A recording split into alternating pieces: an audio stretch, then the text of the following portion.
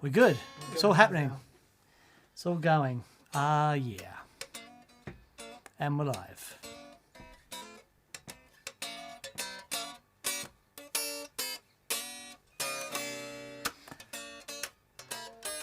You happy, Mick? I'm happy. All the mics working? I'm always happy. Look at Mick. Standing over there, being happy. Hey, Jazz Cats. Ah, yeah.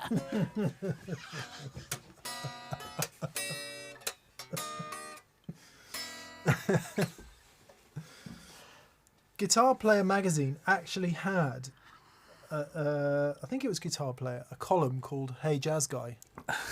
Hey, jazz guy. Yeah. Anyway. I just called.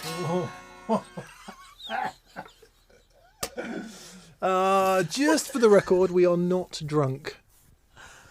Ah, boy. Just high on life, maybe. Hello, everybody. Welcome. Welcome to That Pedal Show live stream. I'm assuming we're live, Dan. Yeah, let's go with that. I'm assuming we're live.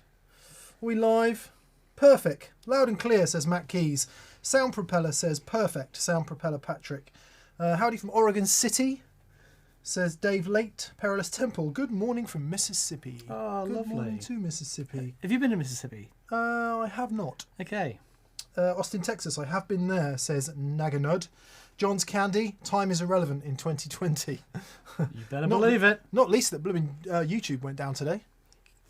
Like all of Google services went down today. Yeah, probably for a good 20 minutes or so. It must, man. That there was a whole bunch of executives being lined up outside getting shot. Jolly Willard. Jolly, thank you for your generosity as always. Oh, jolly. Jolly says, shout out to Catherine for the clutch camera work, especially the Deluxe versus Super episode when the main camera went down. She is an absolute star. I mean, the reality is we wouldn't be where we are without Catherine. There's not much that Catherine can't do, to be fair. No, but she, put her behind a camera. Yeah. She's amazing. Well, she's spent a lot of time in photography though, right? yeah. Yeah. I don't want to... in and around photography. Yes. Well, that was her job for a long time. But, autofocus makes it a bit easier these days. Autofocus. Doesn't it? Oh. I used to live in a room full of mirrors, says Patrick Connolly, quoting a song there. Let's have a little see how we are on the exposure down. I think we might be a little bit over. I think it's all right. I'm going to give us an extra stop. Yeah, how about that? Nice. What? For anyone new, this is how it works. That Pedal Show, viewers, comments and questions, where Daniel and I, welcome to everyone that we have.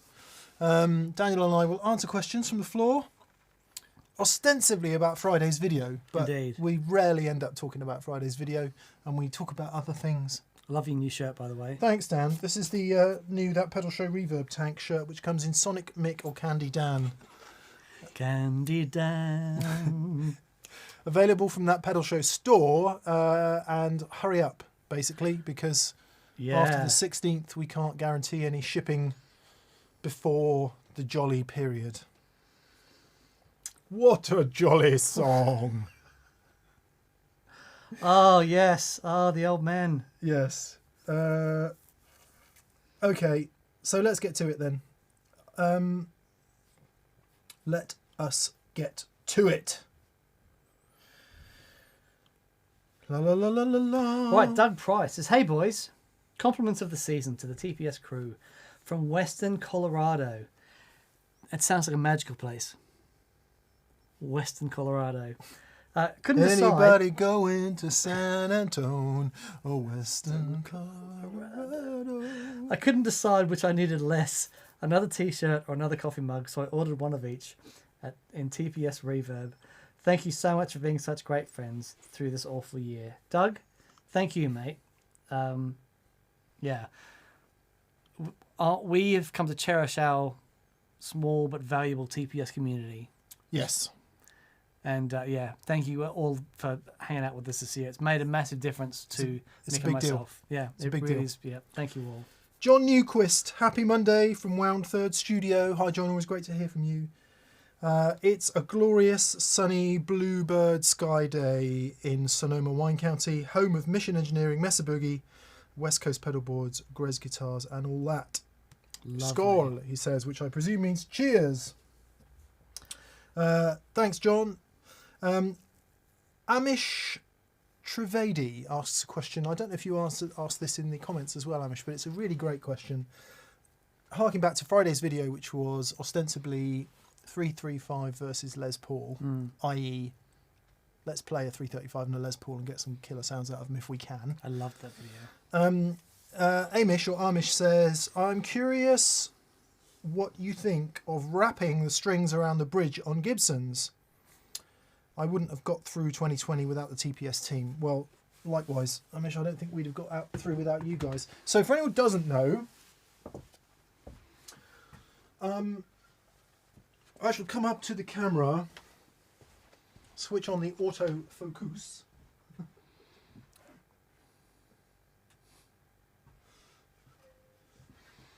Right, in front of, there you go. Right. Look at that shot!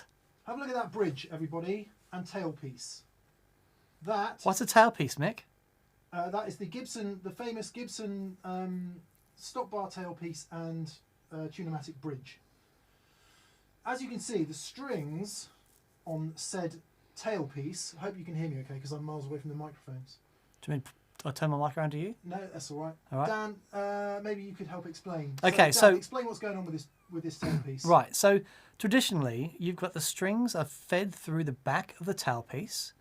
Yep, through there, and then they pop over. So it's looking for my rude head now. It's looking for you. I need to stop it looking for you and get it to look at my hand. There you go. So there you go. Nice. So there, the strings are fed through the tailpiece, and then they pop over the bridge, the tunematic bridge, and then this guitar's only $10,000, by the way. and then so let's swing it around by its neck.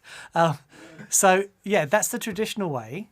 But so another way to do it, and there are a few people that really like this method. Joe Bonamassa, and also me actually, although I never do it. Well, I've done it, but the strings keep popping because I've hit so hard. The strings keep popping off the bridge. You have to screw the tailpiece down onto the body. Yeah, done all that. Oh right, so it's still too. It's still too. I was stupid. I need to calm down, Daniel. Just calm down. So yeah, what you're talking about is turning the bridge piece, the tailpiece, around, and then feeding the strings in from the other side and wrapping the strings over, changing the break angle of the strings over. Yeah, you don't even have to turn it around. You can't turn it around, otherwise it would fall off. Sorry, you don't turn it around, do you? Yeah, you just push feed them it through that way. and up over. Yes, of course. Sorry, Yeah. I'm being an idiot. So yeah, put the string through that way, and it comes up over the top of the tailpiece and up over the bridge. Now, there are a number of reasons for doing that. The one that's talked about most commonly is turn man, where there are people who believe that having this screwed down onto the guitar body is the way it sounds best, i.e. not having it raised. These are all matters of opinion, not fact. And what happens is, if you then screw it down onto the body, sometimes the break angle across from the tailpiece here across the bridge can be too steep and you get string breakage. You do. So it relieves that Yep. tension. Secondly, it does, believe it or not, change the string elasticity. It may not change the string tension, just to be clear on that for all you physics fans out there. But if you increase the length of the string, the singing length of the string, there is more elasticity in the bend of the thing. So Yeah, don't get too hung up on the terms. It feels different. it does feel different. Feels different under the fingers. Yep. So yeah, what do you think about over wrapping? I like it, although I just keep forgetting to do it.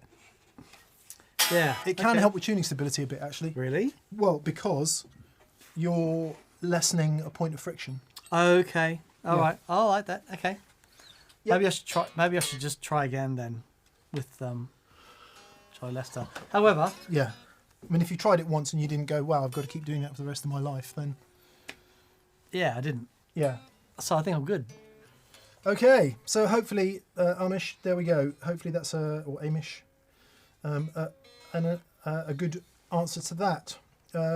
Jolly, we dealt with you. Doug Price, you have been dealt with. And blimey, Doug, thank you for your generosity. That is crazy generous of you. Thank Amazing. Yeah, amazing. Luis Enrique Machado. Hello, Luis. He says, Dan, not Brazilian. So I made, yes, there's a famous jiu-jitsu Jean-Jacques Machado, and there's like a family of Machados that are Brazilian jiu-jitsu fighters. oh, okay. And I thought, I wonder if he's a relative. But no, he says, I'm not Brazilian. Venezuelan in Madrid. Big fan of yours. Mick, thanks for making such miserable times. There's a great joke the other day. So very creative. No question, just chipping in. Best show. Thank you. Thank you, Luis. So that's very generous. I'm a Thank you, buddy. Venezuelan in Madrid. Oh. And Doug Polignano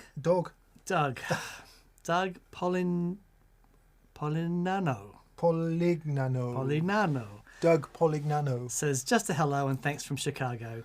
And looking forward to getting my G3. I'm hoping the February ship date was conservative. Where, Doug, we are doing everything humanly possible. Yes, it's, yeah. But what they did, they made them all and they realised that it said G4 on the top, not G3. That's not true, by the way. That's a blatant lie. Caleb Graham. Hi, Caleb. Hey, fellas. Thanks for the advice last week on the pedalboard build. Any tips on measuring cables to go from the bottom to a hinged top tier? Yes. What a great question. Yeah. So you need to be careful with the hinge top tier. This is a pain in the butt. Yeah, because the cables. This is one of the reasons actually I like a pedal board like a pedal train, because the cables just go underneath. With a hinge top tier, the pedals is it in front of my face? Great. Yep. The cables have got to go all the way up the back and then over the hinge. If you try and take a shortcut, you will not be able to open the hinge. So yeah. So, I mean, oh man, I think all my pedal boards recently have been hinged, and they're fantastic. It's annoying though because you end up using a tremendous amount of You cable. do, and so if you can like having that extra tier is really great. But in all honesty, something like a pedal train makes that a really good option, because you can just put the cables underneath, flip it over, and there you go. I wouldn't go back to not having a tiered board now, just because you can stuff all the power and all the crap in underneath there. Yeah. It does make it makes the footprint of the board much more easy to deal with. And especially, footprint is everything. Footprint's a massive deal. Yeah, I mean, not that any of us are doing any gigs at the moment, but mic stands is always the one for me. Yeah. Like when I had my big board, I was having to boom the mic in a way that I felt very uncomfortable with, and being slightly weird. I'm not actually OCD, but I have tendencies, and unless my mic is absolutely perpendicular in front of me, I can't deal with it. So if I've got to boom it in from the side, it does my head in. But I've always had my pedal board on the side.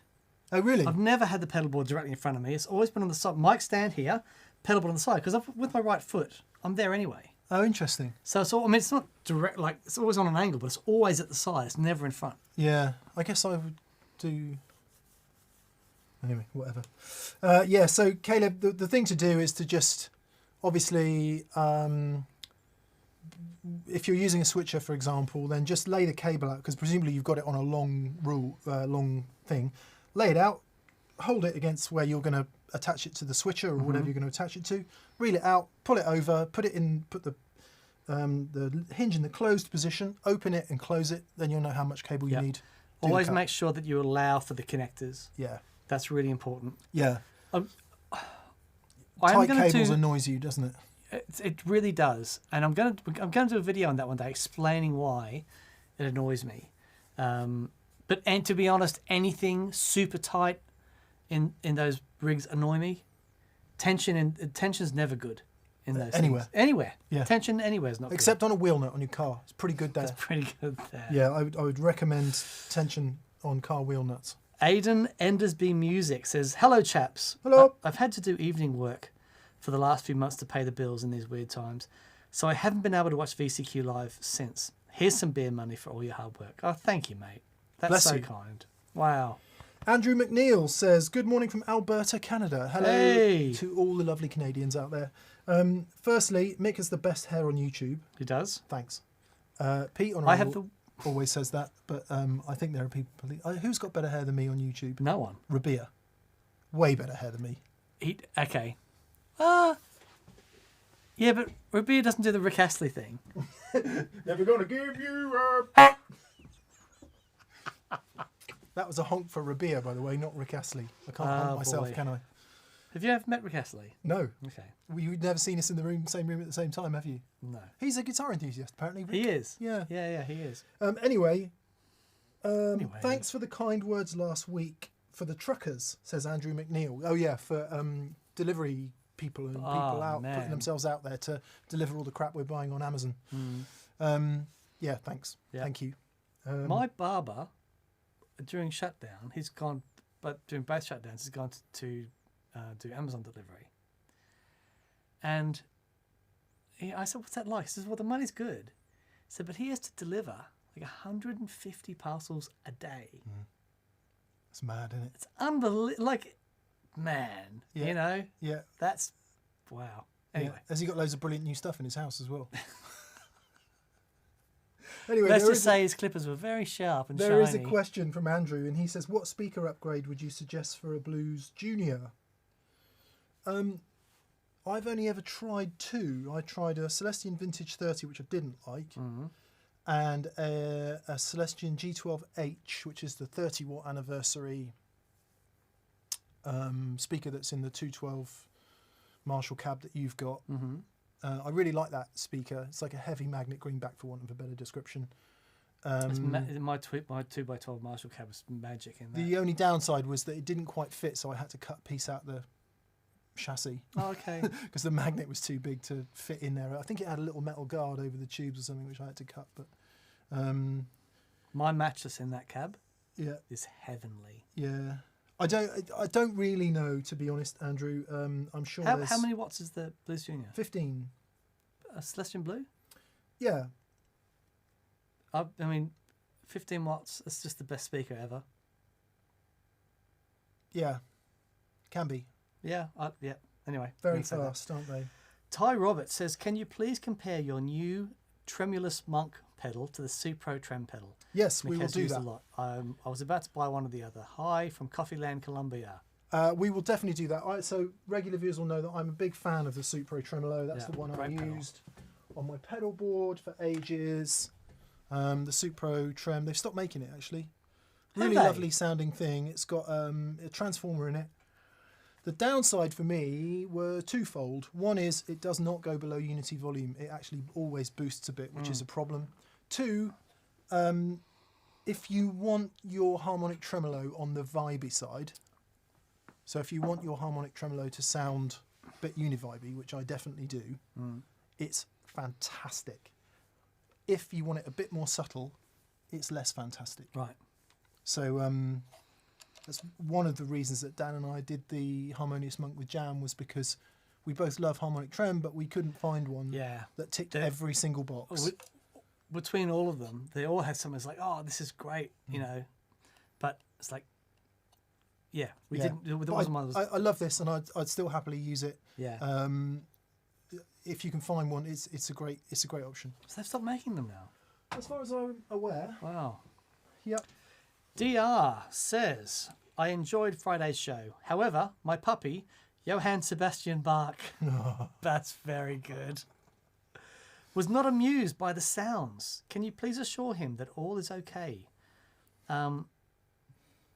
Blank chat after is... the blank chat after is for any question from the general comments for you to choose from. Oh, thank you. That's so kind, mate. Thank you. We've obviously got some sort of problem. Catherine's coming in. Hello, message from BB. Yeah. Audio on right side, I think he said, has dipped and gone low. Oh, have we got that problem again? Oh, look at you can see on the Oh, that's thing. really annoying. I wonder what that's all about. Just to let you know. That's weird. Okay, well, while Mick deals with that, and thank you, DL. We certainly will. Matt Lloyd, hey Matt, hope you're doing well, buddy. Says, hey guys, just want to show my love and thank you guys. Thank you for showing me that I now need to buy a 335. Sorry, Matt. Thoughts on P90s versus humbuckers? There's a really interesting show there because both those guitars have their P90 equivalents. And yeah, it's... I mean, we've done shows on P90s before and it's... If you're talking about normal pickups, i.e. Strats, Tellys, normal humbuckers and normal P90s, and Filtertrons, gold foils, what we think of as the standard pickup fare, P90s are by far the noisiest. Yeah. By a country mile. Yeah. So if a bit of hum bothers you, give P90s a wide berth. Totally. They are a nightmare. And it seems that sort of mid-range character of a P90 is in exactly the right place for all your favourite overdrive pedals to cause incredible hum. Yep. So if that is the kind of thing that bothers you, I would definitely go humbuckers. I know loads of people, well, I say loads, I know numerous people who really love the sound of P90s, but just can't use them because their particular rig or situation doesn't allow them to manipulate everything you need to manipulate in order to keep them quiet. Now, next question is, well, what about noiseless P90s? Yeah, whole other debate. If you want to go there, they do exist. When I was first to James Bay's rig, and he's a big P90 fan, but of course they've got all the lighting and that stuff to deal with, and he was really struggling with the noise, and we did everything that we could, and the only thing that made any difference at all was noiseless P90s. Yeah. I think Kcim, I can't quite remember. But they're an amazing sound. Yeah. Did he go with some noiseless ones in the end? Did he? He liked them? They worked for the... Yeah. I don't think he's records with noiseless things. He's original guitar, still all original. Yeah. But certainly in that environment, like you say, with lighting rigs and... Totally. DR, I found a question from Ryan McFadden, which is really interesting. He says, a volume pedal question. I'm playing a telly into my pedal board, into a 65 deluxe reverb. I have the JHS buffers on the input and output of my pedal board. What type of volume pedal do I need? High or low? So this is a great question. So if your input to your board and output are buffered, what's happening there is you're getting a uniform impedance at the input and a uniform impedance at the output.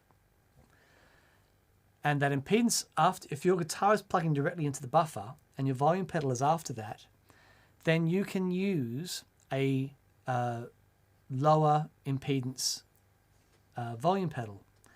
And why that works really well is because you'll get a nice sweep on that. If you're hitting that volume pedal with a nice low output impedance from the buffer, then let's say you've got a 1K output impedance from the buffer, and then you grab a 50K or even 25K volume pedal, you won't notice any loss, well hardly any, and you get a lovely sweep through that.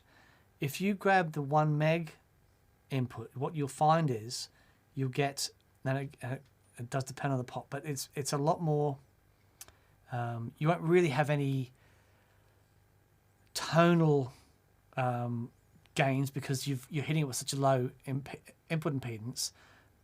But yeah, you won't get that lovely smooth sweep. So yes, you can use a low input impedance volume pedal. 50K. Well, do you get like a more logarithmic sweep then, or is it just all on pretty quickly? Yeah, if you've got a like a 1 meg pot, it's basically because you're hitting it with something that's you're hitting it so low, it's on off. As opposed to the like a 50K one, it's nice and smooth. Yeah. And yeah, I need to do some reading on all that stuff. I never have understood impedance because it's the way that it's always framed is counterintuitive to me. Sure. So Well, it's the thing with impedance. Just think of it like this: impedance. It's impeding something. yeah, It's stopping something. yeah, So it is similar to resistance. Impedance is a mixture of in resistance, capacitance, and inductance. So all those things merged into one. And the thing with impedance is, it's only a fixed value at certain frequencies. So you get, you'll have a, and that is to say that it's frequency dependent, especially in our world.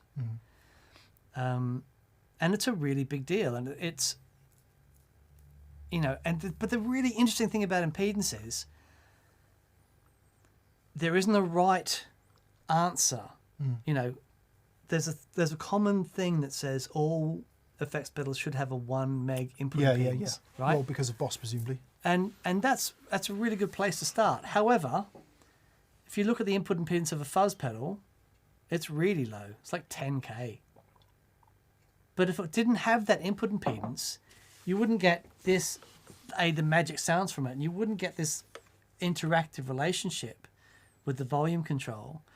So it's not a simple one size fits all. Impedance is understanding impedance is, it's really, it will really help a number of things, but it's not a simple get high impedance on the input, low impedance on the output. For me, it's more about, okay, I understand that because there's a low impedance on this one, that it becomes, this with the fuzz, and that's part of that sound. Output buffers and things, for me, is more about consistency as opposed to ultra low output impedance. You got to know where it fits in the pie, haven't you? Because if you, that's exactly right. If you just think about let's carry on with the pie analogy.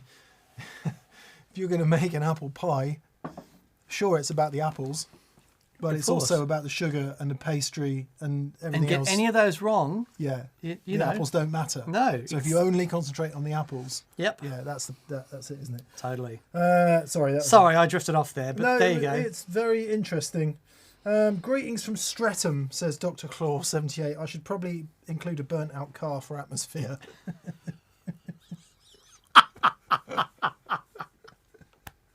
Very good. Personal Nadir says, is the evil alternate dimension doppelganger episode? Nad and Kim come to promote ukuleles and muddy tone. Yeah, I don't know. I'm not sure why I did that thumbnail. I think Dan was running a bit late. We didn't have time to make a new one, so I had to be creative, man. I think it's always good to pose a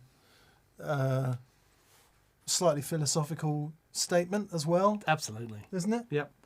Daniel Webb said, had a nice day today. I took Mum out for a lunch, met a mate for a couple of pints on a park bench, and now get to spend my early evening with you guys. Hooray. That's awesome, Daniel. Where do you live where you got to go out for lunch and met mates for a couple of pints? Oh, on a park bench, that was outside. Okay. The picture is becoming clearer now. Yes. Awesome. I'm really, that's glad. I could do with a nice day like that. I'm just up until Christmas. It's just counting down the days now till we just get to breathe. Yeah. Well, Dan and I are actually not entirely sure if we're going to do any more filming. We've got a show for Friday, which will be the 18th, which is a hilarious 15-minute pedalboard build video. That was brilliant. And then we're just deciding whether we film anything else, because we're both, truth be told, well, maybe me more than Dan, a little bit strung out actually. And I'm right there with you. I want some time off. Yeah.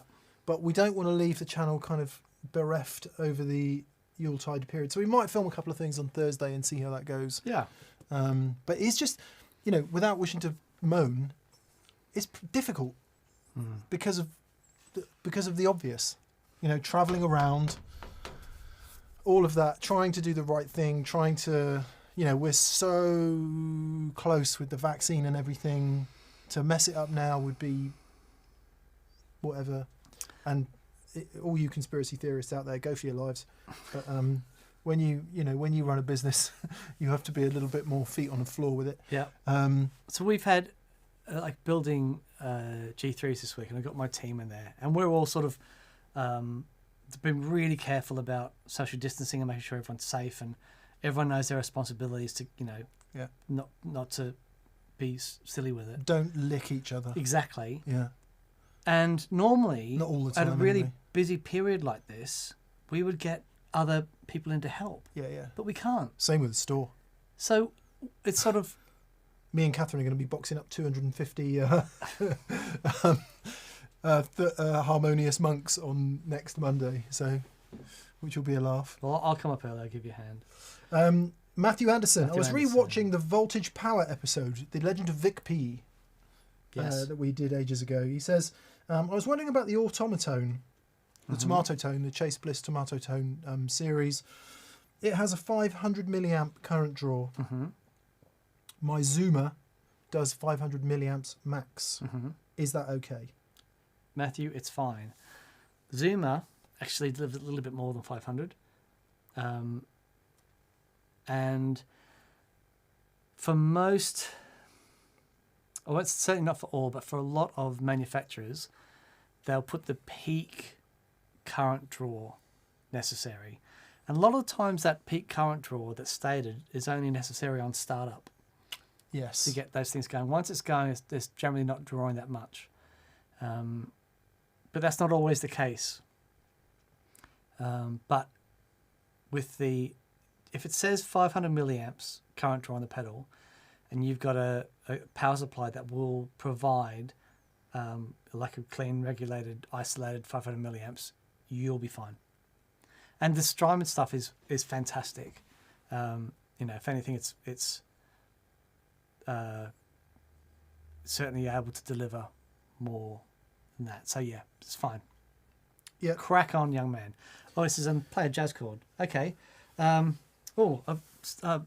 been playing a new chord, my favourite new chord.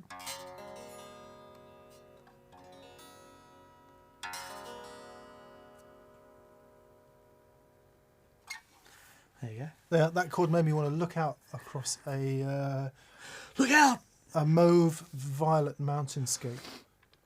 That's what that made me think of. Right then, beyond a good setup, says Lawrence Holland.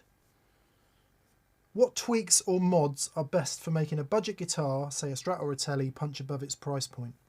Pickups. Definitely. Yep. Full stop. Yep. Don't know why. One thing I've never really understood about pickups is why...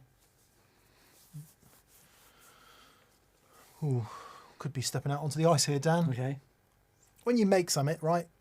When you make something like a pickup, sure, the magnets cost money, the wire costs money, the bobbins cost money. It all costs money. What costs real money is getting someone to do it. Yeah. And the box to put it in and Yep. all that stuff. And having to ship it halfway around the world. So I've never really understood why cheap pickups sound so average.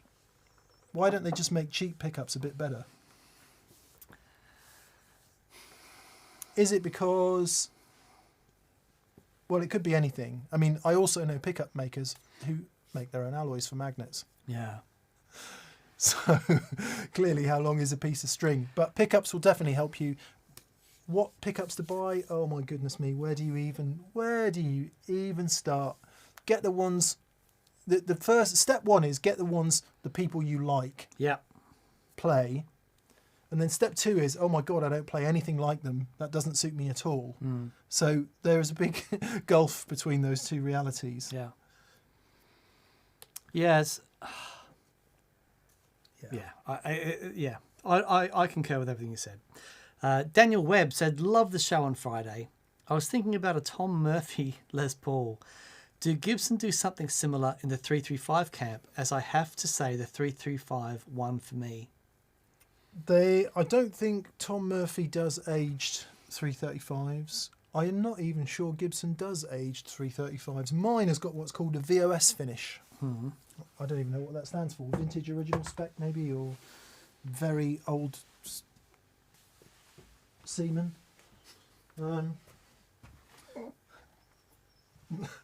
Something like that. You know, a guy who goes out in a boat. Ahoy! I've watched them doing it. It's really good. They finish the guitar as normal, and then they use this sort of chemical abrasive.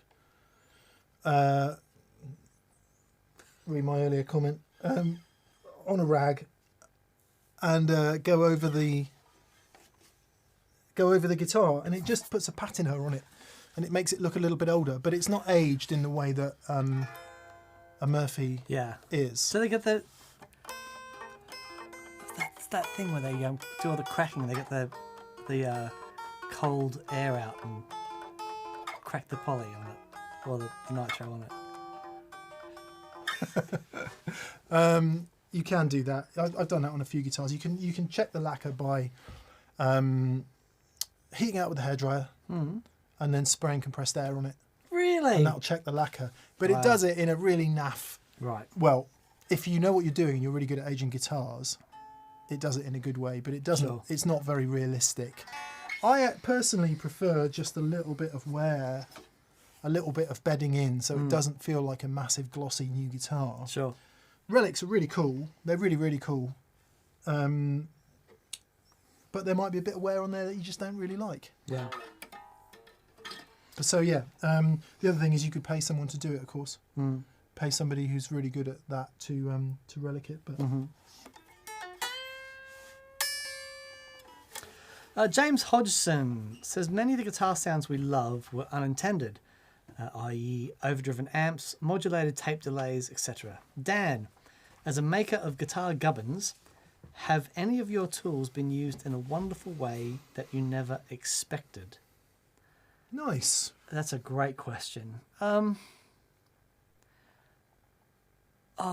man, I remember years ago our original Wetbox, as a guitar player, had it on his board as it was the input for the acoustic. He had a piezo output on his guitar, and it was the input for the piezo thing, and he'd just blend in that input on it. Now I knew that it could do that, but I'd never seen anyone like that set up, and it's incredible.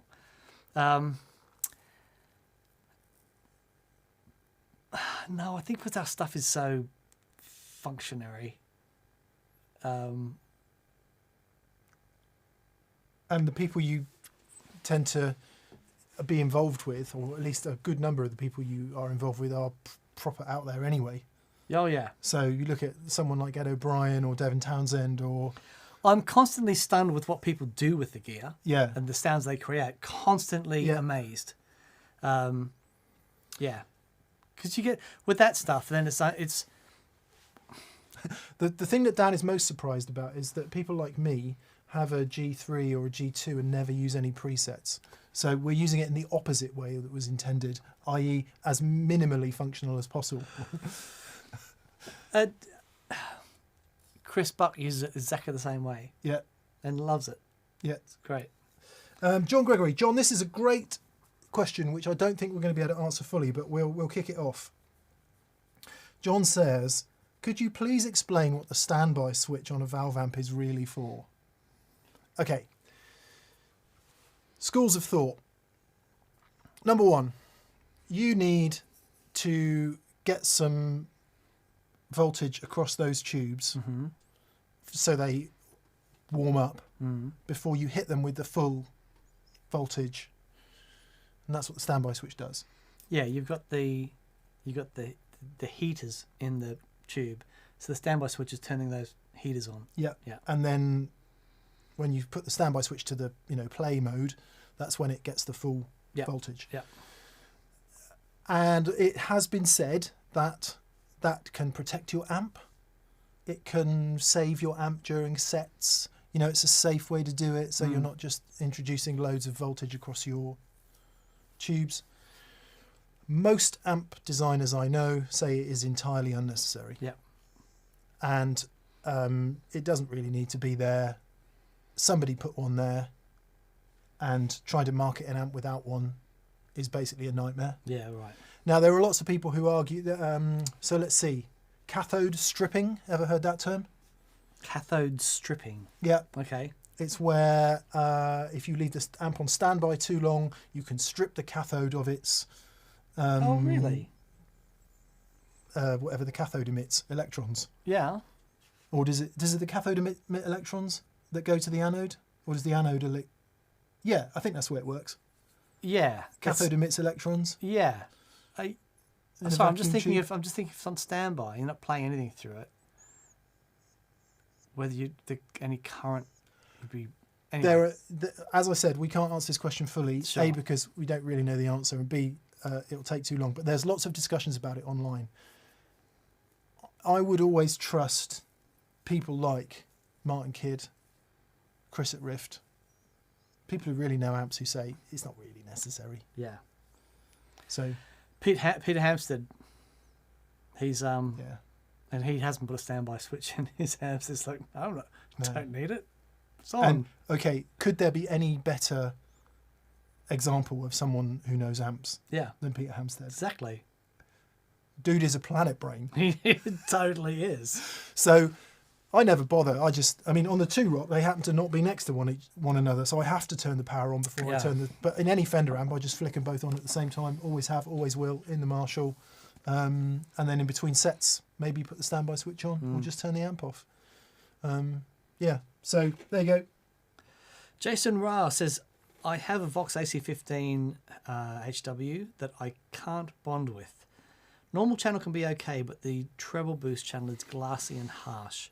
I bought a hotcake. Do you prefer it with a normal or treble boost channel or both, and how do you use it? So I'm with you, Jason. I've never really bonded with treble boost channel. I do like in some of the newer ones, they've calmed that down. There's actually sonically there can be little difference between them. But I've always used the normal channel or an EF86 channel. I've never been a massive fan of the treble boost channel. Yeah. There's something about the tone stack in that I never really gelled with, but the normal channel, just that straight volume. Yeah, so hotcake, normal channel. That's the sound I love. Yeah.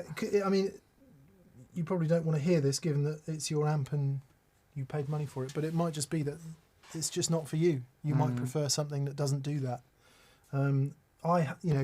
Speaking from a personal point of view, I really struggle with the L84 guitar amps. Something in my playing style or whatever, the way I've grown up and the guitars I use, I find that top end too harsh for me. Yeah. It's because, and that's just me. He loves it. And Absolutely millions love of people absolutely love it. And that's the point, isn't it? It's what works for you. Mm-hmm. How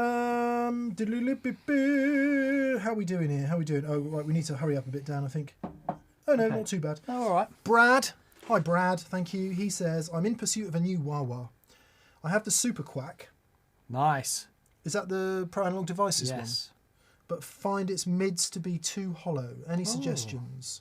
Dan, did you ever fully explore the dip switches on the LAA Italian wah? LAA Italian wah.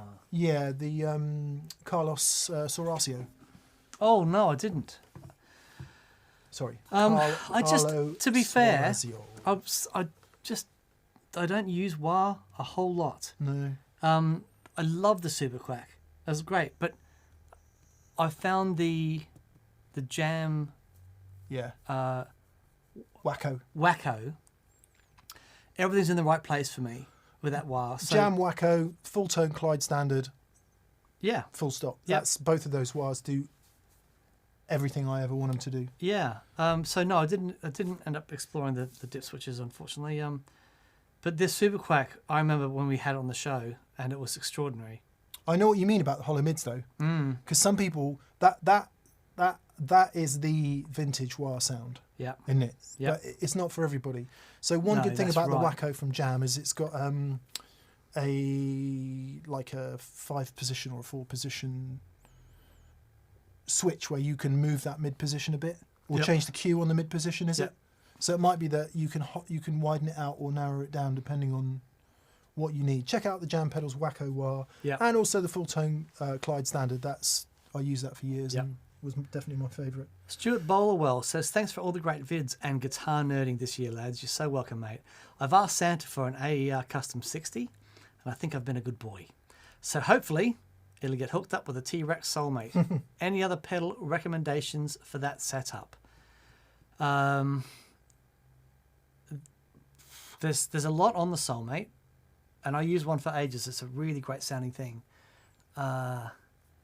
If you Looper, maybe?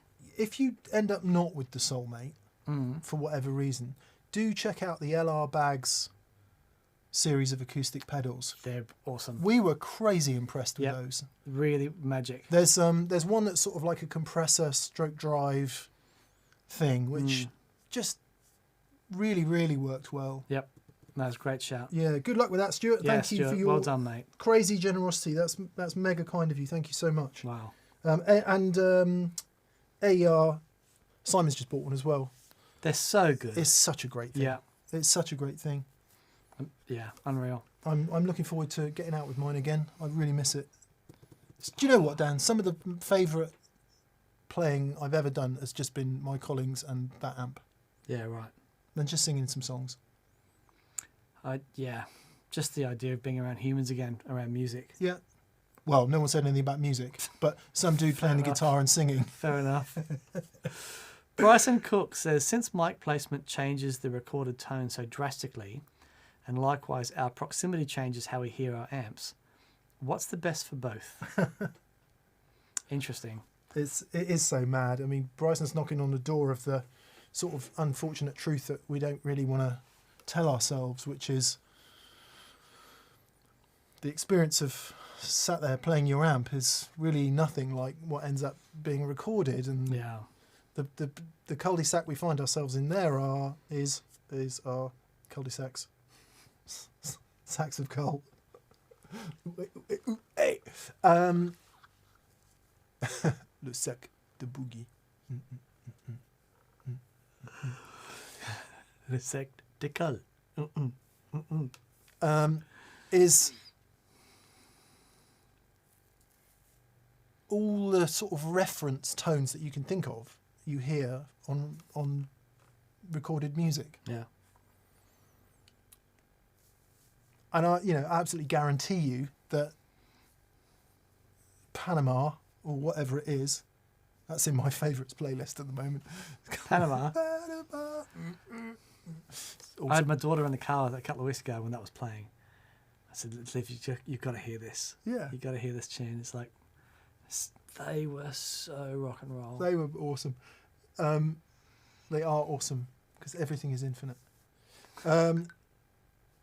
Whether it's that or Stevie Ray Vaughan or, I don't know, Kenny Burrell or whatever it is you want to say, Yeah. you guarantee that what you're hearing in your ears is nothing like it sounded in the room, and that's the problem Yeah, of of electric course. guitar, isn't it? Yeah.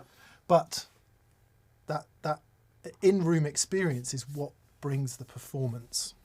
Totally. So to answer your question, or at least to try and answer your question, what's best is what brings the performance out of you. Mm-hmm.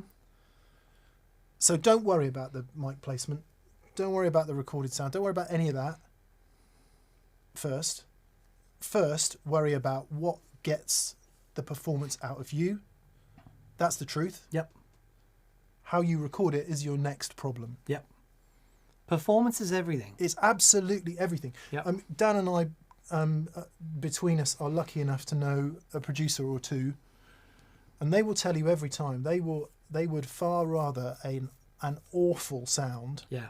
and a An great amazing performance Yep. than the other way around, I was because they talking- can deal with the awful sound. Yeah. I was talking to my very dear friend Paul Stacey today, and so Paul, basically, I was talking to Mark and Doug from Tin Spirits, and Dan's band. Yeah, they're itching to get back and play something, and had a chat to Dave, and Dave was very busy, and he's really keen to take it easy. Dave Gregory also Gregory. was in Tin Spirits. Yeah. Stroke is given that the band's not functioning anymore. Yeah, and Dave was my guitar hero. Playing in the band with him for 10 years was just the biggest honour. So that was the end of Tin Spirits. But I had a chat to Paul Stacey, a few months ago. Asked if he would be interested in doing something. He's like, yeah, let's do it. So, we're going to do a thing with Paul.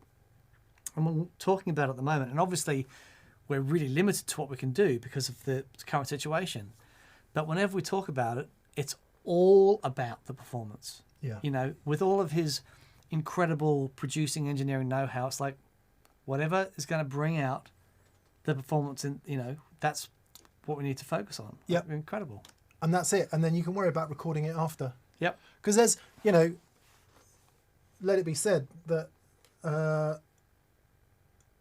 decent producers and engineers, and mix engineers for that matter, are not in any way precious about your beloved guitar sound. No. They will kick it down the hallway to make it work in that. Totally. EQ it, compress it, do all the things that you really don't want to happen, but it's out of your control by that point. Yeah. Which is why it ends up sounding so good on record, because they know what they're doing for the most part. So don't worry about it. Enjoy the sound in the room and get what brings the emotion and the performance out of you. Yep.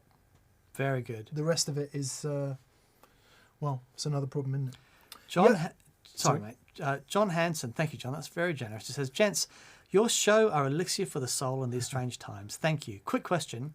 I've been following Josh Smith's YouTube channel. He is killing it. Can He we always expect kills it. Josh interview TPS soon? Me and my TPS t-shirt can't wait. Cheers from LA. So Josh reached out a couple of weeks ago and we're keen to hook up with him when we can. It's like everything, COVID makes everything basically impossible, or certainly much less possible than without it. Dan and I aren't really big fans of the kind of virtual Zoom thing, just because you don't get any human interaction. No. And I can't, if we're going to have Josh Smith, we want to hear him at 100 decibels. Josh, he's one of the greatest guitar players in the world and we love him and he's a close friend of ours. We want to hang out with him in the room and get the vibe, and hear him in the room. And allow you to hear him in the room. So, totally. So, but not that we won't do that. Of course we'll do that. Any chance to see him and talk to him. Yeah. He's genius. If this flipping vaccine ends up working and we can get on with it, then expect more of that. Yep. Sign me up, baby. Yellow Truck Production says, I've got a Stoptail 135, half of a 335, ? I had a 135. What a great guitar that was. 135, slightly thicker body right than a 335. Florentine cutaway, pointy one. Oh, okay. Oh, wow. Single cut. Yep. Trapeze. Okay. And centre block. Really cool guitar. And a centre block. Yeah. Okay. P100s they came with originally, but they've done humbuckers since then. Have you ever played a Howard Roberts model? You could be fooled into thinking there's so many guitars in that. Because that's what Gibson it sounds having idiom. that Florentine. Yeah. But it's all hollow. Yeah. Yeah. The Howard Roberts is. The Howard Roberts I think it's hollow. thinner body as well, the Howard Roberts. I could be wrong. Yeah, what a cool guitar. Yeah. I put a Bigsby on mine and had to sell it when I was broke, which was boring. Slante from Scotland says, Daniel Webb, thank you. Sorry, just trying to go through some of the non-super chats. Come on, give us a question.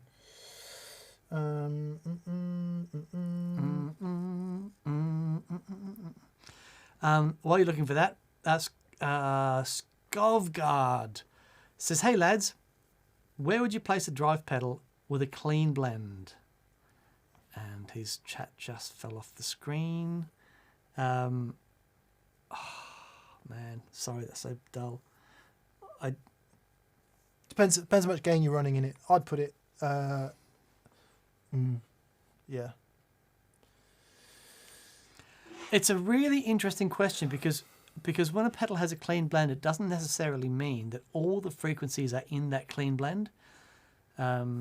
So a good example is this. So this is the Ages from Morse Audio. Are we autofocus? Oh, no. Ah, you got to do it manually every time. Here you Okay. go. That's Here you right. No, here you go. As long as there's no face there, it should do it. There you go. A bit further away. Point it towards the light. There you go. Look at that. Oh, nice. Look at that shot. That's amazing. Look at that. Okay, so the clean blend on that, it's not blending in all of the frequencies. It's basically blending in the lower frequencies. So you don't get that awful transient spike in those clean, in the clean blend, and that's very common with your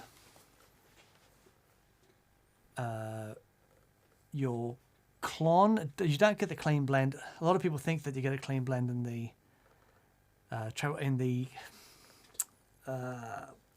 tube screamer, but it's not a clean blend. It's not. It's just you've got a capacitor in the feedback loop of the op amp, which allows lower frequencies, to pass by the clipping diodes. Yeah. So I mean, I guess it's a clean blend of sorts, but it's in the feedback loop of the. There's no knob op for it. amp. Yeah. So where would you put it? Same, just standard gain stacking rules apply. Yeah, totally. If you want it to boost and louder and shape everything, put it at the end. If you want it to do the shaping and the boosting, put it at the beginning.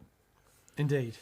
Thanks for the validation of my wet dry wet plans a couple of weeks ago, says Connor McCabe. Nice. The Iconoclast has arrived this morning and I'm loving it. Hoping for a D&M drive from Santa. You've been a real good boy this year.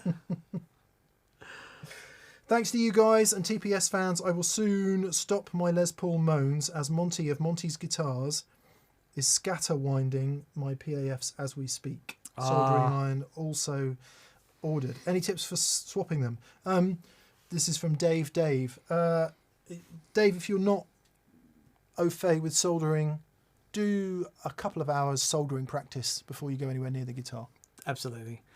So the tricky thing with soldering on pots is it's a big chunk of metal, and it can take a long time to heat that up. If you've got a soldering iron that doesn't get really hot,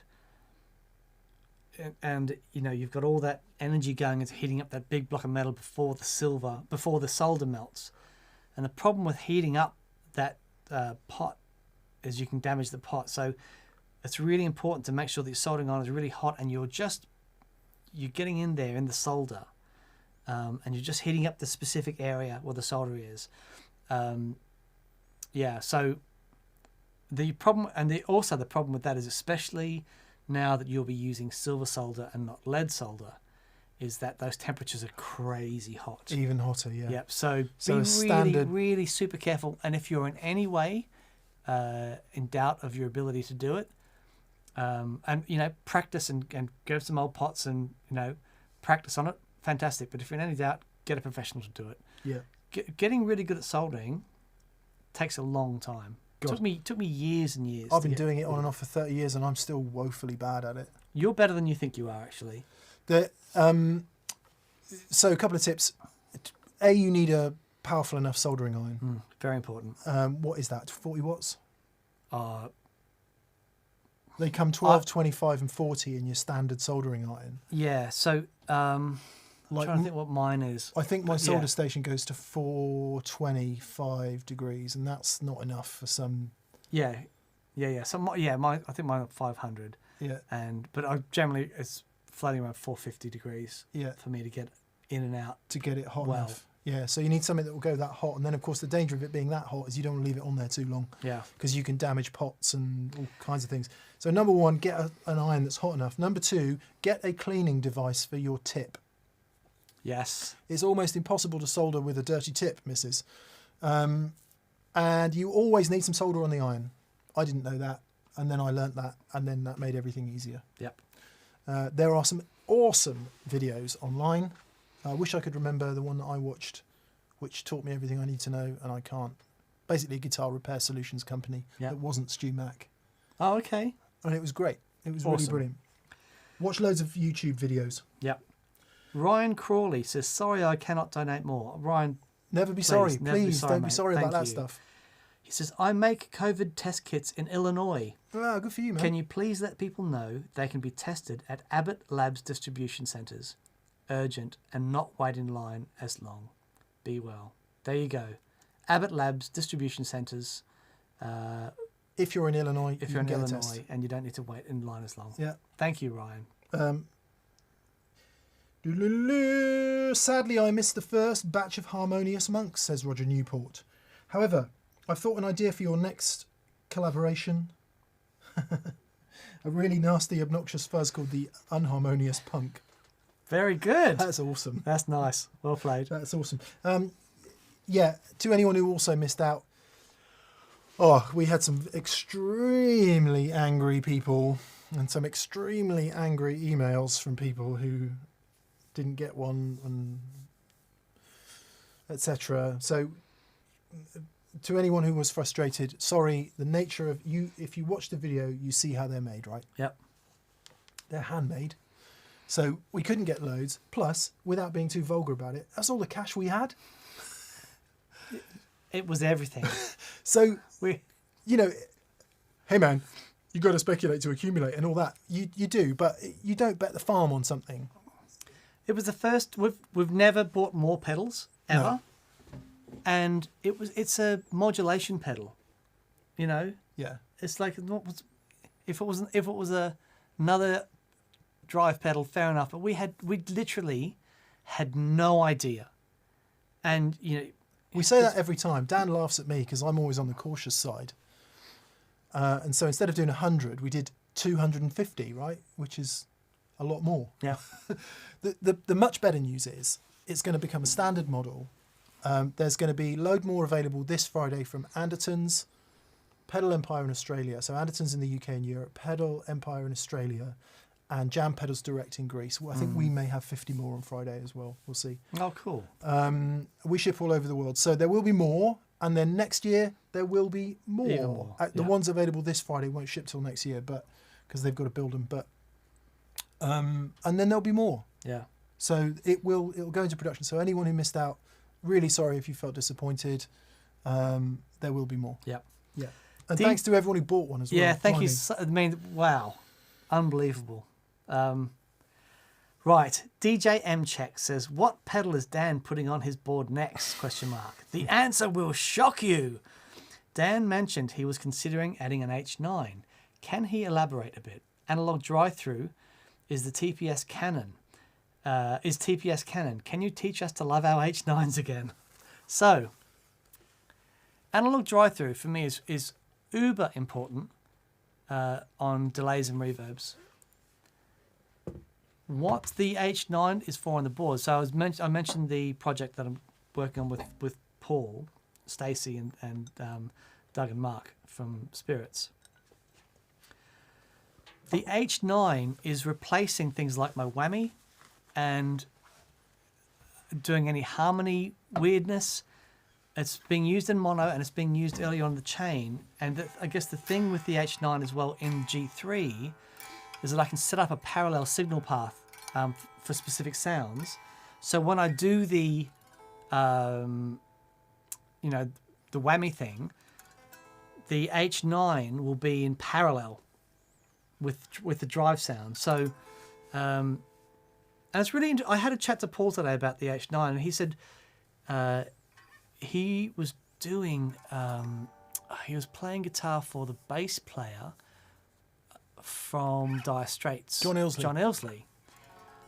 And when he was doing Money for Nothing, he used the H9 for the room sound. And there are some fantastic things in the H9. Don't get me wrong, they are so handy.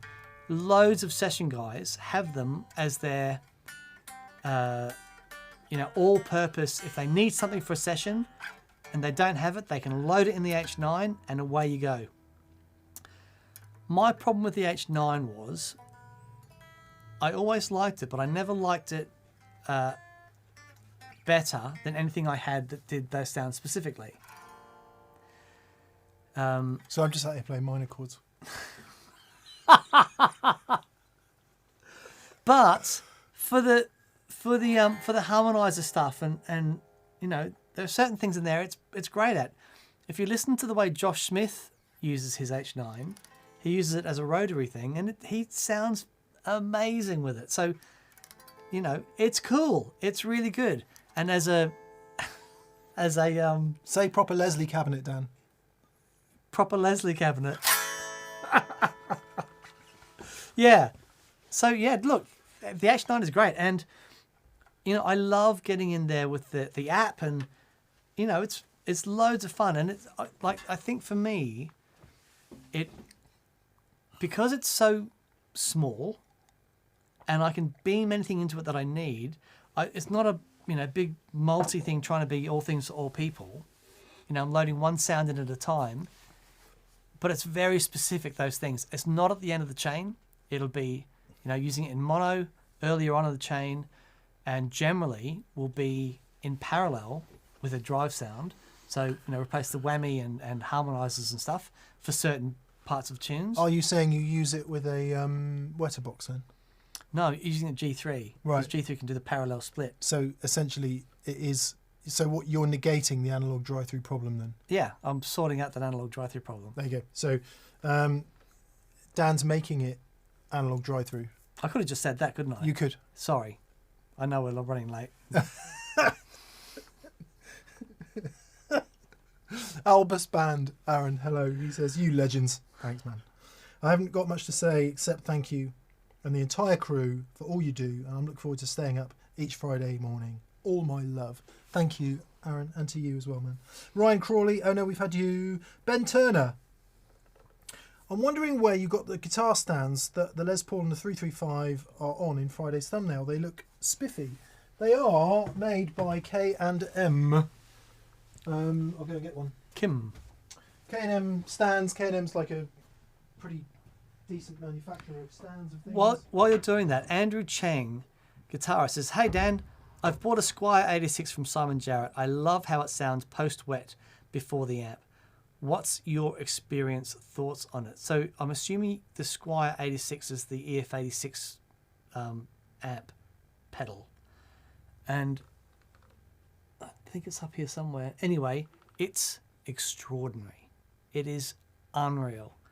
I love that there's an EF86 sort of pedal that Simon does, because it's my favourite valve. I love the how dynamic and reactive it is. So, but let's be honest, anything that he makes is... Have you plugged into a Kingsley pedal yet and gone, not for me? No. His stuff is extraordinary. The aforementioned K&M stand. It has adjustable width. So wow. It can be wide or it can be narrower. I've got ones that are acoustisch, so a bit longer. A bit deeper in the seat. And I've got ones that are electrisch. And the guitar leans against it. These are cork, right? So they got cork. As far as I'm aware, cork doesn't hurt nitrocellulose in the way that certain rubbers do. I don't want to state that for the record. You might want to check on the K&M website whether that's actually the case. I don't care either way, but some people are very worried about harming their nitrocellulose finishes with certain types of rubbers on guitar stands. But these are great. I mean, not massively safe in that the guitar sits in there and has no neck support, so very easy to knock off. But they function very well. Yeah. K&M. Very nice. Yes, Koenig and Mayer, I think it is. It might be Koenig and Mayer. Peter P says, "Gents, after searching for a few years, I finally found the fuzz for me. Wren and Cuff. Oh, the nice. Caprid. Give it a go if you're looking for a muff. Cheers." Yeah. Wren and Cuff do awesome muff style fuzzes. So, yep, totally. Yeah, we Very don't nice. have any running cuff pedals. We should. Early on in the show we did, and we? we've got some back at the shed in Swindon. We've got a pile of stuff out there we need to get to. COVID's COVID and other things, probably G3 and Harmonious Monk have sort of put the boot into things, haven't they, a bit this year? So we've got loads of stuff we need to get to. They have. G Barge, G, thank you for your generosity as always, man. That's amazing. He says, so grateful for TPS, a crucial 2020 lifeline. My sessions are usually experimenting with Les Paul 335 with P90s and now a Strat through contrasting amps and pedals. Endless variation. My latest is a Jam Double Dreamer. Love to you and your Nice. families. Very good. Yeah. Well, you know how much we love Jam pedals. And big love to you, G, and your family too. Thank you very much Yes, for that. mate. Yep. Thank you for all your support. Matt too. Lloyd again says, I didn't know I could fund a non-super chat. Would be happy to do that if possible. It's not an official thing, Matt. Some people are just do it.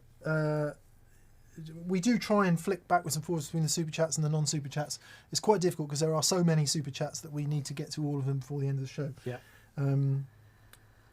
Yeah. Andrew Cheng says, Dan. I think I did that one, didn't I? Yes, you did. I did. Brent Porter says, I've been asking rig questions for over a year and have rounded out to a V140, Silver Jubilee AVR 56 Strat, and a thin skin telly. Thanks for the tips. Mate, you are so welcome. That's pretty serious. Yeah, rig. that is a serious rig. And Jake Andrews said, favourite US food versus favourite UK food versus favourite least useful pedal. There's a show. Favourite US food? Oh, how do you even begin that question? Okay, I had some clam chowder in San Francisco on the dock, Nice. overlooking those seals and stuff, and it's done in like one of those bread bowl things. Yeah. Oh man. Yeah. But so that was amazing. Very hard to go past US barbecue. Okay, so versus favourite... Oh, hang on. So you've just brought in barbecue. Yeah. Very hard So to go past clam- US barbecue. Clam chowder or barbecue? Barbecue. Yeah, me too. Texas barbecue. Went to a place in Austin with the Collings guys where it's basically a fire and more meat than you've ever seen Right. in your whole life. Apologies to vegetarians and vegans among you.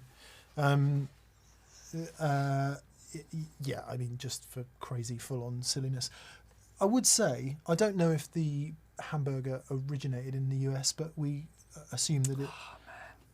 In-N-Out burger. A really decent burger is very hard to beat. Yep. Okay, favourite UK food? My favourite UK food is a curry. Yeah. For those of you who don't know, lots of Indian food in the UK isn't Indian at all. It's of very often Bangladeshi and Pakistani origin. Yep. And have been dishes that have sort of come to fore in the UK. The famous one being chicken tikka masala. You get a really good chicken tikka masala, and with a bit of mango chutney. Yeah. And it's really hard to beat. Yeah. But a nice, just a mixed meat grilled tikka. Oh, It's a great thing. Just great. For me, Sunday roast dinner, nothing ever will beat a Sunday roast dinner. Rib of beef, roast potatoes, a few veggies, fire, Nice. spaniel, that'll do. This is your favourite least useful pedal. Oh man. Least useful pedal. Okay. Least useful pedal. Noise gate for me. But it's got to be a favourite least useful pedal. Oh, So I see. here's mine. Oh, My favourite least useful pedal is this. I've got absolutely no. There's simply Winner. no other No. option than Yeah. the Korg Miku. Yeah, winner. Okay. Yeah, Yeah. absolutely the best, least useful pedal ever, Yep. ever invented. Yeah, very good. Winner. There we go. Yeah. David Ullman. David, thank you. You've donated, but there's no question there, so maybe we'll get one from you in a minute. Charlie O'Toole. Hi, Charlie. He says, I'm going down the tape echo machine route. Are there any lesser-known classics I should check out or stick with the RE201s? Check out there's- Watkins Copycat. Yeah, check out the Echolet. Oh, yeah, the German one. Yeah, check those out because you can get them. They're not really expensive. They are incredible. Yeah. Yeah. If you search on reverb.com for Echo Machine, you'll see Tape Yeah. Echo. Yeah. Quite a lot of the British ones are fairly sensible money, Yeah. but as always, usually require a bit of work. Yeah. Yeah, So- they generally do, but the Echolet's great. Johannes Klemt. the Klemt Ecolet. Johannes Buzasi says, "Get some rest." I mean, I know I look very tired. No, I think that's in response to what we were saying about maybe having some time off. Oh, okay. Because David Rustad says, "Take your time off. We'll be here when you get back. Promise." Thanks. Thank you, Thank mate. you, guys. We really appreciate that. Charlie O'Toole, take some time off, you wallies. Yeah, it's weird, you know. I don't mind saying, because I think we should talk about it, but I was really, really crazy stressed last week, and not in a very good way. Mm. And actually, I felt the old black dog creeping back Okay. there a little bit. Yep. And So I've been right there with you. because, you know, let's be honest about this. We choose this for ourselves, right? Because we do things like start businesses. We make our lives more complex than they need to be because we think we can handle it, and it's fun. So we It is pile all fun. these things on, and then all of a sudden, my favourite analogy is the glass of water. You pour in the water, and then it just starts pouring out over the top. And that is critical mass of what your brain can accept. And when it starts coming out the top, that's when things start coming off the rails. That being said, a few projects get finished. You know, for you, G3 goes out the door. Yep. Just everyone take a moment. No matter what job you do, hopefully you may be able to empathise a little bit with what being stressed is like, and no doubt many of you have got really stressful jobs. Think about Dan for a second. Runs a company that makes this thing, right? The Gig Rig is a small company. A few people. Makes this amazing thing. Gets it to market. Sounds simple, doesn't it? Sounds really simple. Manufacturing something and getting it to market in a really serious, professional way as a small company is unbelievably hard. Let's throw in a pandemic on top of that. Yeah, and let's throw in a pandemic so people can't come to work, throw in a bunch of other stuff. And these are all the things. And everyone out there watching this, you'll have your own version of that story. Of course. So then, but the point of saying all of that is, so I'm like on the phone to Dan on Friday going,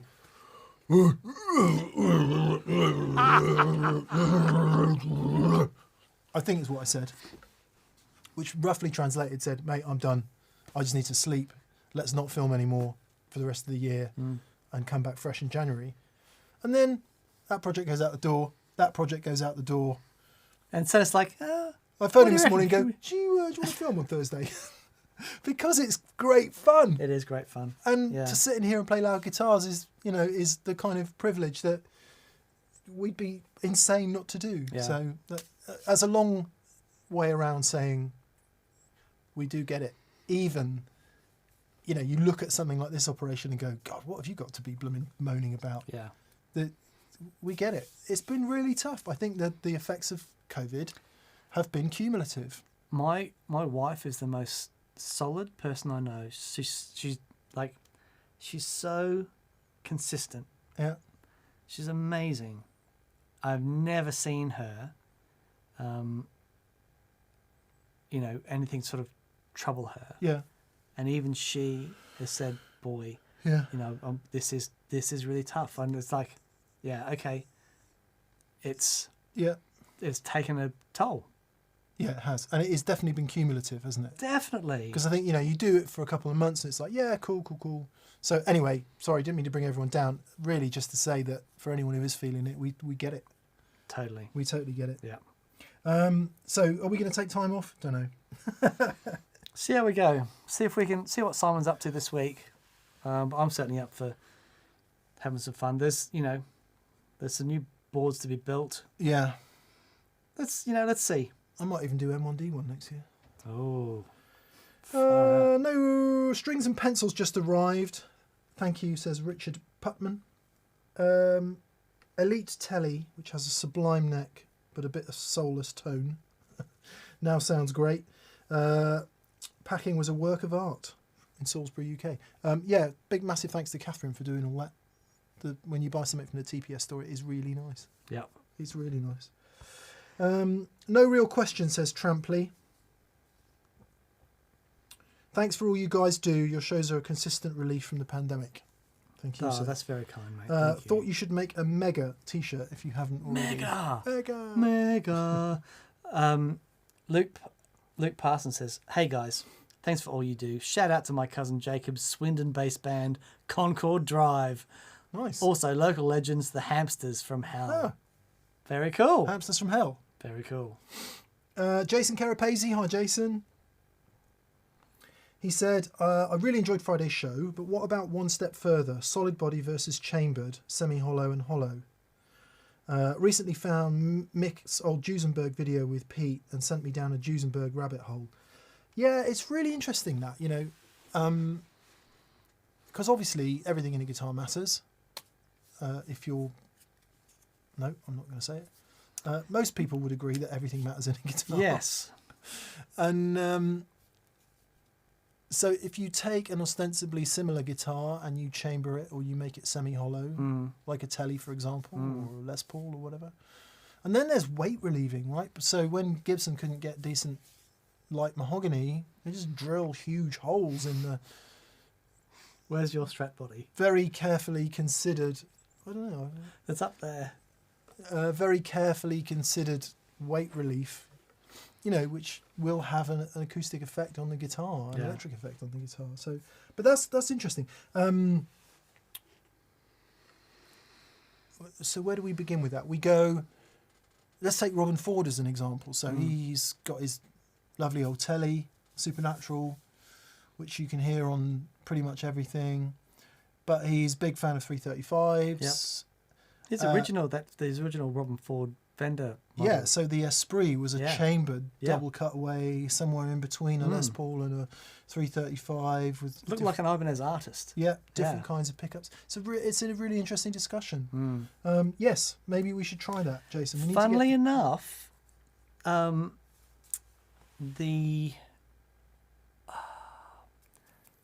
green telly shaped guitar I have out there from our mate up north. Oh, Carl Longbottom. Sorry, Longbottom. I was the momentarily confused. The Longbottom telly shaped guitar. That's chambered. It is chambered, and I'm going to get some wide range humbuckers, and I'm going to get a Strat bridge, and he's going to put them on there for me. Oh wow! Because I'm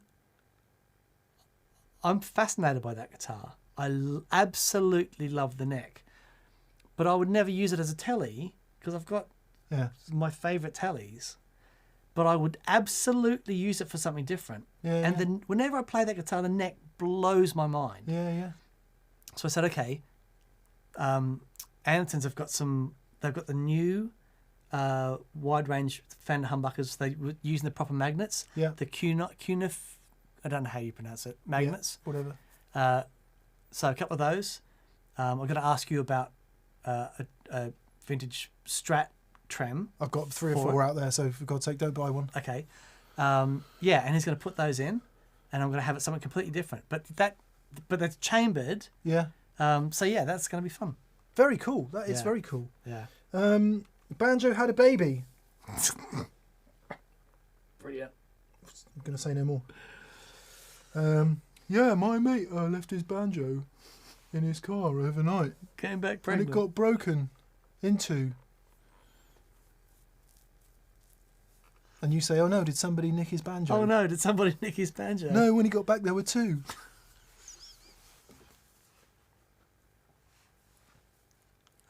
Very good. If you want, what an amazing instrument the banjo in its many varieties are.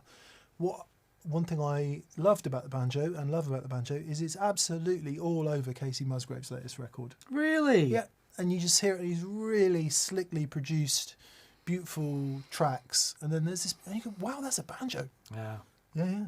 Anyway, Colin? Banjo Had a Baby says, "I'm after an upgrade for my Fender Blues Junior Tweed, running wet, damp, with a Magnatone panoramic stereo with a stereo cab." Oh, that's nice. Cool. Blimey. Drawn to the Cali Tweed, but maybe a hand-wired Princeton would suit better as it has a 10-inch speaker. Yeah, we've remarked on that before, haven't we? There is definitely something about mixing 10s and 12s that's... It's very cool. Not bad, not good, but different. Yeah, it's a different thing. So one of the best guitar sounds I've ever had was mixing my old 61 AC30 with my 59 AC10 twin. Yeah. But the problem was working out what was in phase or not. Yeah. But boy, oh boy, what a sound. Yeah. Killer. Actually, sorry, it wasn't with the AC30. It was my old AC50. I had an AC50 head. Did you? Yep. A grey panel AC50 head. And I had mixed the AC10 with that. Killer. Yeah. I modded it and sold it like an idiot. One thing to bear in mind with the Cali Tweed and the Princeton, if you're thinking of between those two amps, you can always turn it down, but the Cali Tweed's got loads and loads of bass. It does. You can obviously turn it down. If you turn it to 0, there's no bass. Yep. The Princeton might sit better with its overall frequency response, although it is probably less tweakable than the Cali Tweed. Yeah. And of course, hand-wide Princeton, you're into Limiting. bit more blackface territory, even though Princeton's a bit more aggressive sounding than your classic deluxe reverb blackface, but you know that already. You're going to have to listen to them, I think. Totally. Both absolutely brilliant amps. Yep. Colin Dow says, just want to say how much I appreciate all you guys do. It brings me such joy. After sadly missing out on the Monk last week, I found out this morning I got lucky on the wait list. Happy days. That's brilliant, Colin. God, well done. don't mate. tell him we're running a wait list. Yeah, so do we have a wait list? It's not an official wait list, maybe. It's, yeah, it is an official wait list. Okay. For patrons, I think. Catherine's running it anyway. She's very carefully balancing up angry email people. Not suggesting for a second that you were an angry email person, Colin. But yeah, there's been a bit of customer service to do this week, Dan. Okay. Yeah. Poor old Catherine. She was a bit... on Friday, when we put it on sale, for those of you who don't know, we put, I think, 100 on the store and they sold in 2 minutes and 27 seconds, which is insane even for us. And we were about to, open a bottle of fizz because it was a lot of work. And the emails start coming then in. emails start coming in about how much people hate us. And it's like, oh no, that has really taken the edge off it. Oh, boy. Yeah, so we were like, no, come on, it just is what it is. We Yep. can't do anything about it. Yep. Anyway, Luke Parsons. We've had Luke Parsons. David Scott says, "Hi guys, I saw Mick in an Andertons video demoing a Gibson Midtown guitar a while back. How did it compare to the ES335? Was that Midtown or was that Andertons or was that Guitarist magazine? Definitely did one on Guitarist magazine, maybe. I don't know. Midtowns and P90s? Maybe there was. There was definitely did a humbucker one. So What did they Midtown, do? for anyone who doesn't know, sort of looked like a 335, but it had a slab top, flat top. It wasn't an arched top, and I think maybe the dimensions were a bit smaller, potentially. I really like those guitars. They were all the Jake things. at work's got one. He's been bringing in for testing, and yeah, man, they look so rock and roll. Yeah, they were all the things that I wouldn't like in a guitar. Not very refined with the flat top. Richlight fingerboard this one had, which from a spec point of view, I'm like, I don't want that. But actually, they sound and feel great. Yep.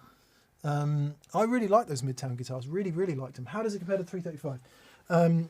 Not as refined as a 335 in terms of its delivery.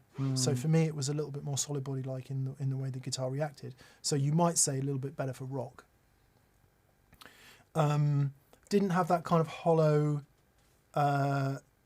mid-light, not mid-light, vocal Yeah. characteristic that a really good vintage style 335 has, that kind of, which mine doesn't have, by the way. Or doesn't have as good as some of the vintage ones. So a step towards a solid body rock guitar. A step, but not as far as an SG or a Les Paul. Really cool. They did some really cool finishes from what I remember. Yeah, as well. yeah, totally. Yeah, and of course, really affordable. Yep. Michael Force says, great Friday show. Thank you, mate. Read on a Swedish guitar forum, 90% choose a 335 over a Les Paul. A fun comment, the 335 is built like a Formula One car and the Les Paul as a tank. Both are great for different things. Yeah, very true, Michael. Very true. And Giovanni Botto says, I've got a Gladio and I love it. I didn't realise how mid-pushed it is and how much high end it rolls off. Any ideas for stacking it with other pedals, for a Klon, for example? Yeah, I would always put the Klon last. It doesn't matter what pedals I'm using, the Klon always is last. Yeah. Because it's got that buffer that's on all the time. I don't want that in front of my other overdrives, really. Predominantly because the Klon is just such a great shaper. You know, it adds in a little bit of high end there. It swathes off some of the bottom end, and it's just a great shaper if you've already got some gain going. Gladio, crank the tone knob. It should get relatively bright, but yeah, it's funny with some of those circuits where it is more of it's like not an active thing, where it's only the tone knob is only like not a presence control, but you know what I mean. It's only making it darker. There's no pushing of those frequencies. Now some of those circuits you need to have that tone control absolutely dimed. You know, or don't be afraid of extreme tone control settings. Yeah. Because that way it's the most open. So yeah. Yeah, I don't know if it's a Baxendall type thing or what it is, but No, I think it's just a. I believe it's just a standard passive tone control in that thing. Yeah. And of course, it depends what else you're pushing it with. And yeah, totally. Whatever you're doing with it. Jacob H. Hi, Jacob, and thank you for your generosity. He says, I'm setting up a wet, dry, wet rig for the first time. I plan on deluxe reverb reissues left and right, but not sure on the dry amp. Maybe a pro reverb or a pro sonic. How are wattage, speaker size, etc. going to react? Is there a better dry amp if I'm going for Mayer-y SRV type tones? That is really interesting. Depends how loud you're going to play. Yeah. Now, I don't know where you are in the journey, Jacob, but if you've never tried wet dry, try that first before you buy 3 amps. And you might find that gets you where you want to be. And it might be that the 2 Deluxe is actually perfect for that. Yeah. If you're going wet, dry, wet, and you're having like stereo effects on the outside and a dry center amp, sometimes like another deluxe reverb actually might be awesome, but it can sometimes be nice to have a different character in the dry amp, something that limits a little bit earlier on, for a little bit of a different dynamic. Now, you know, something like your first suggestion there was I've lost it. Pro reverb. The pro reverb's got a lot more headroom than the Pro Sonic. The Pro Sonic that's 35 watt. The Pro Sonic. It was at 60 watt. The Pro Sonic green jewel light. Okay. I don't know. It's been a while. Yeah, right. So in that case, the Pro reverb is less. The Pro is 45. Anyway. So you've got a couple of high headroom amps there, and that's really cool. I would maybe also contemplate having something with a bit lower headroom. Yeah, depending on how loud you play. Yeah. Like if you play at normal, fairly sensible kind of volumes. Well, no, let's start from the beginning. If you play predominantly at home, or with a really quiet band, a Princeton would work just fine. I love Princeton in that situation. But if you want Mayer SRV bell-like clean tone, then you'll need some more headroom. So literally anything from a Hot Rod Deluxe to a Mesa Cali Tweed to basically anything kind of 40 watts and up, 6L6s will work for you. Yep. Yeah, if you play a bit louder. Hot Rod Deluxe is not a bad shout, actually, because it's got that mid-push. But if you want the overdrive to come from the amp, then it's a difficult one with Mayer and SRV. Yeah, because totally. both of them use lots of overdrive, but they're also both known for their massive clean sounds. Yeah. So you won't. The reality is, depending on the way that you play and the sounds that you're going for, you won't really know until you get it in there. But just try wet dry to start with the 2 Fenders and go from there. I'm gonna have to say, I think we need to I know it's early, but we've got so many super chats to get through. I think. Yeah, okay. No more super chats, please. Thank you, and we'll work through them. So no more super chats, please. Yeah, because I don't want to rush them. No. Ethan Kaplan Yes. says, for pedals that can act as fuzzies, distortions, and overdrives, i.e. a clam Dr. Robert, where do they fall in the signal chain with other fuzzes and ODs? So it depends on how you're using it. Yeah. If you're using it as a fuzz, stick it right at the beginning. Like the Dr. Robert, you can use it as like a what's the Supervox simulator, where it's just on the edge. And in that situation, you might have it at the last part of your gain stage. So experiment with it. Find out how you specifically want to use it. And then use it. Just all those rules then apply. Yeah. So fuzzy thing, stick it right at the front. Dynamics, interacting with this. Light overdrive, almost amp-like thing. Maybe after the gain stages, but maybe before the boost, So yeah, just however you're using it, all those rules apply. Lyndon Holden says, my D&M drive arrived. Nice one. Hope you love it. He says, can I make bangers and mash with Italian sausage, steamed broccoli and garlic in the mash and still be allowed in the local pub? Yeah, that's probably how Dan and I would have it. Oh, that sounds really good. I'm suddenly really hungry. Really does sound good. Just don't ask for a Scotch egg. Oh, far out, man. If you want a little insight into the, I'm just not going to say anymore. The government said that a Scotch egg qualified as a substantial meal if you want to go to a pub. So if you want to go to a pub and drink alcohol, you need to have a substantial meal, right, in certain places under COVID restrictions.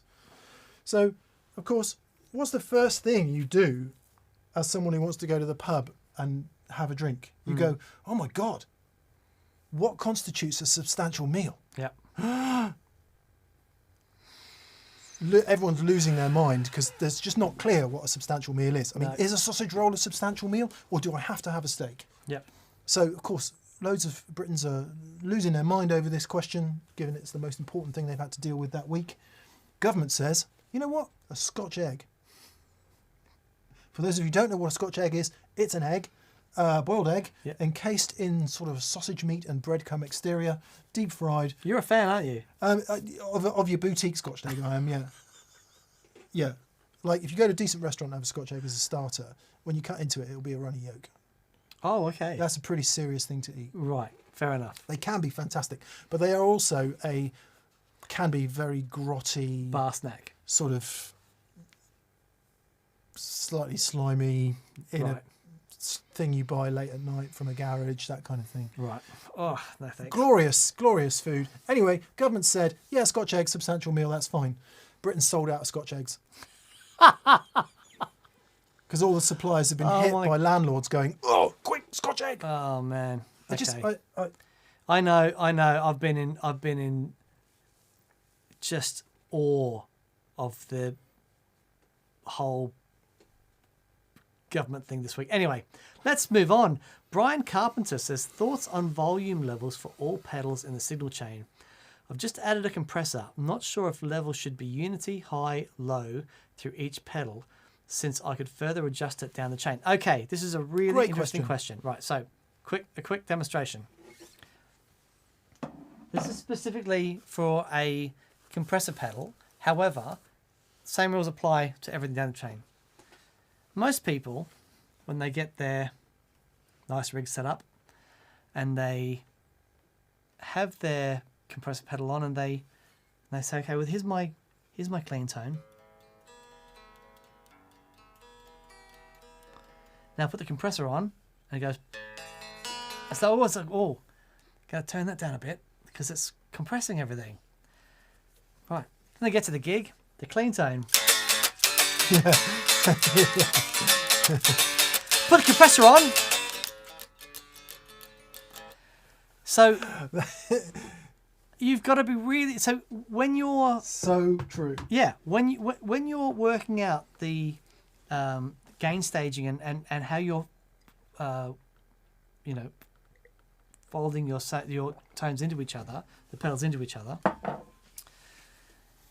the way that you play is everything. And so like for a compressor pedal, if you play really delicately as a standard thing, and you want the compressor pedal to bring all those little nuances that you have, bring all those things up, amazing. A compressor will do that beautifully. But if you're gonna bang 10 shades of glory from your instrument, and you want your compressor pedal to keep up, then when you're setting things up, you need to play like that, sound check or whatever. So yeah, and that's the same thing with your overdrives. And this is the same when you're at home and you've got your overdrive pedal on, and you're like, this is great, and now I'm going to put the boost after it, and I'm going to have it a little bit crunchy, and I'm going to put it, and I'm going to kick it in for the solo, and it goes, so here's my overdrive pedal, here's my boost. So yeah, that's great. But then you get to the gig, and and then you put the boost on. It's exactly the same thing. Yeah. It's so interesting that I'm still guilty of doing it. Well, not that there are any gigs, but I'm still guilty of doing it now. Yeah. Where I'll set the thing up for tone. Yep. And then forget about dynamics. Totally. And overdrive and compression really, it is about tone, but it's also about dynamic. Absolutely. And in a live situation, it's more about dynamic than it is tone. I think what the really great players can do is they're able to control that side of them. Yeah. I'm hopeless. I'm still like a kid at Christmas at every gig. Which is why I'm so pushy, but it's so much fun. But, when you hear the really great players with a really great touch, and all of that excitement and stuff, it's like, no, this is, I'm. Yeah. Simon Jarrett, when I hear him play, he's got that touch and feel that is so beautiful and so consistent. And so that's understanding the way that all that works is as important as understanding the way that your gain stage works and the dynamics of the signal path. It's the perception of volume is really difficult as well. Totally. So totally. What you're saying is you've got a volume control on each one of those pedals, which of course you have. Now, the way I've always done it is, loud, louder, loudest. Yep. So it just keeps getting louder. The next thing I step on, it has to get louder. Yes. Because my brain can't deal with subtlety of that. But loads of other people want unity gain on everything because they want the same sound. Now, most of us will have been in a situation where you're at sound check, and the sound person, if you're lucky enough to have one, or you're just doing your own sound, because there's no sound person, you're just playing through your vocal PA or whatever. You play a bit of clean sound, and you step on your overdrive pedal, and the singer goes, "You must be joking." But actually, in the melee of the band, that's all bass frequency. Yeah. And it's actually not that loud at all. It just sounds loud because it's aggressive and distorted. Yeah. Funnily enough, I was watching Strictly last night. We watched Saturday's Strictly. How are they doing that in COVID? They all bubbled. Just see them out in those big rubber balls. Early doors. It's amazing. Production on that show is unbelievable. It's an absolutely killer live band. Yeah. Well, just completely amazing. Yeah. Live band. Anyway, so Bill Bailey is a contestant on Strictly. Is he? Yeah. He's doing really well. He's in the final. Awesome. I actually think Strictly is one of the best things on TV. Okay. It's real.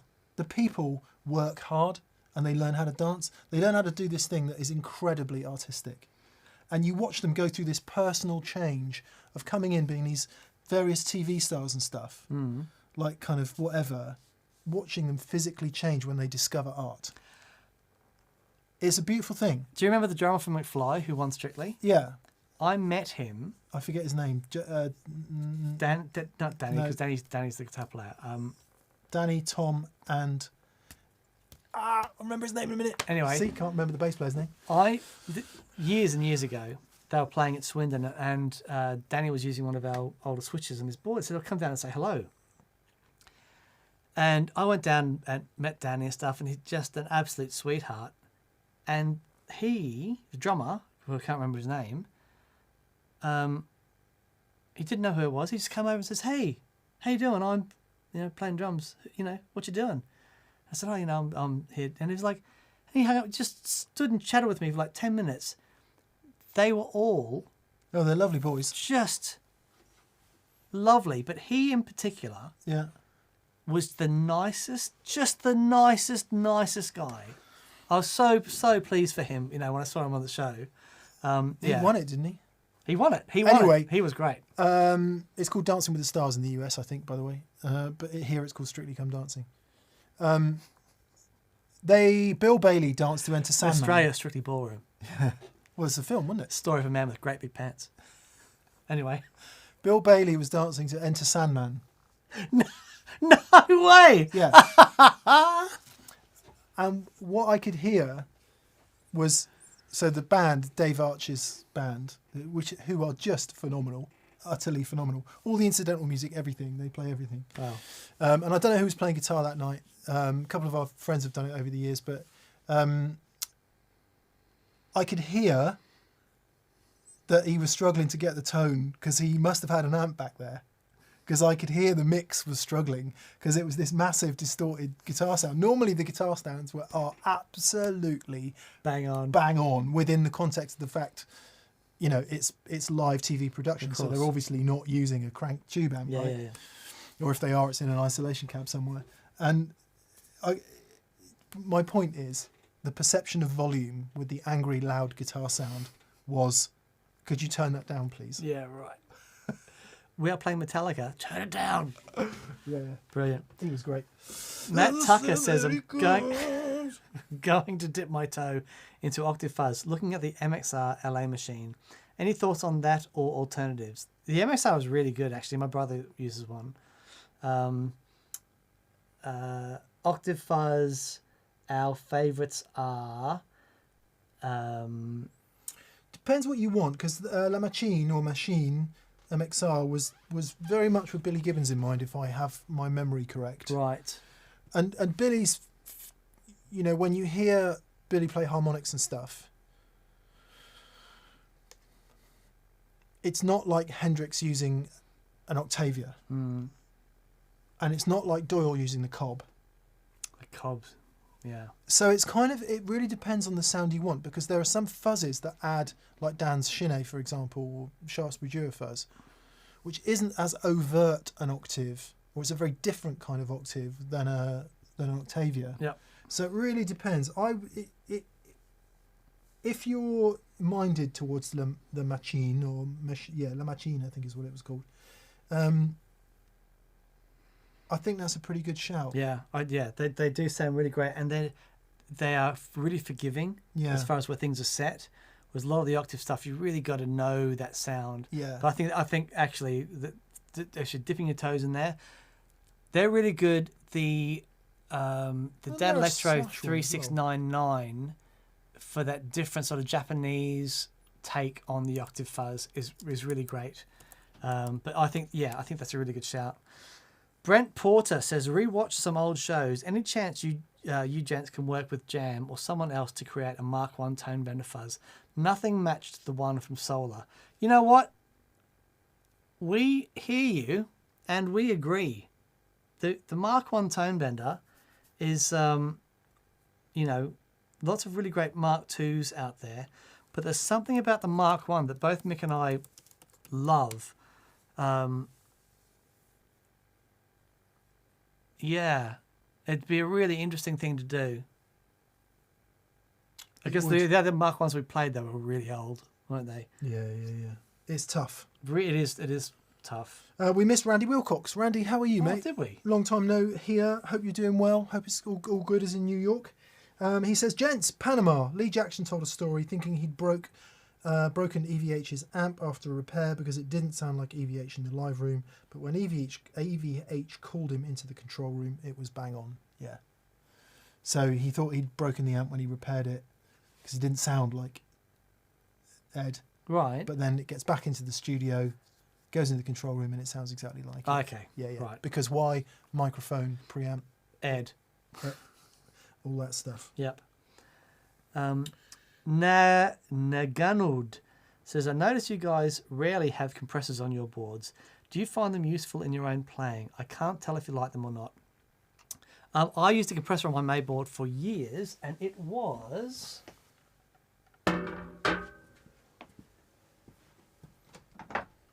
this one, which is my original Budbox script logo 1978 Dynacomp. And that and the Telecaster is just the absolutely gorgeous. I only ever use them for recording. Right.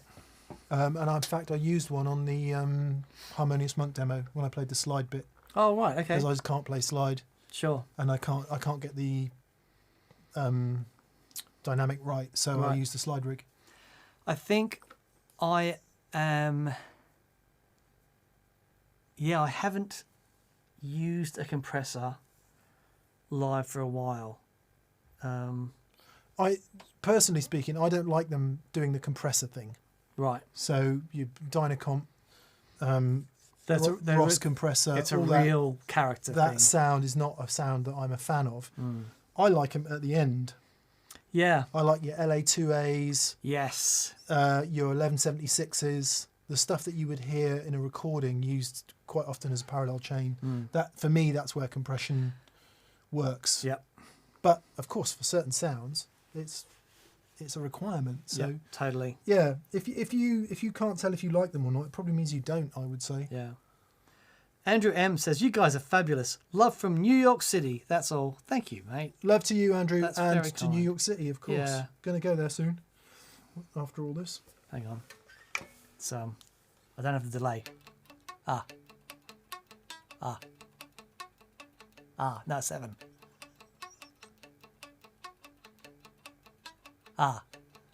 That's it.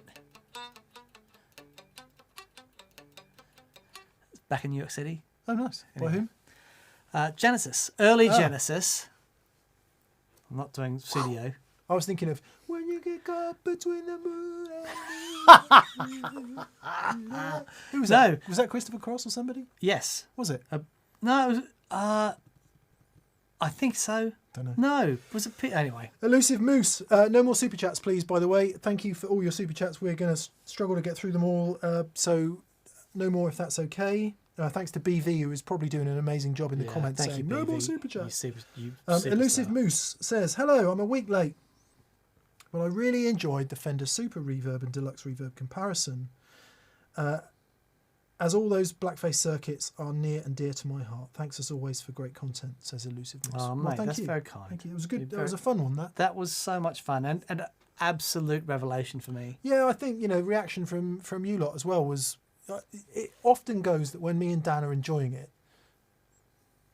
people watching the show enjoy it as well. Of course. And when we're struggling a bit because it's a topic we either don't really want to do or it's a topic that's just too far out of what we enjoy, then that's when it never goes well. So I think we may just end up doing more of what we enjoy.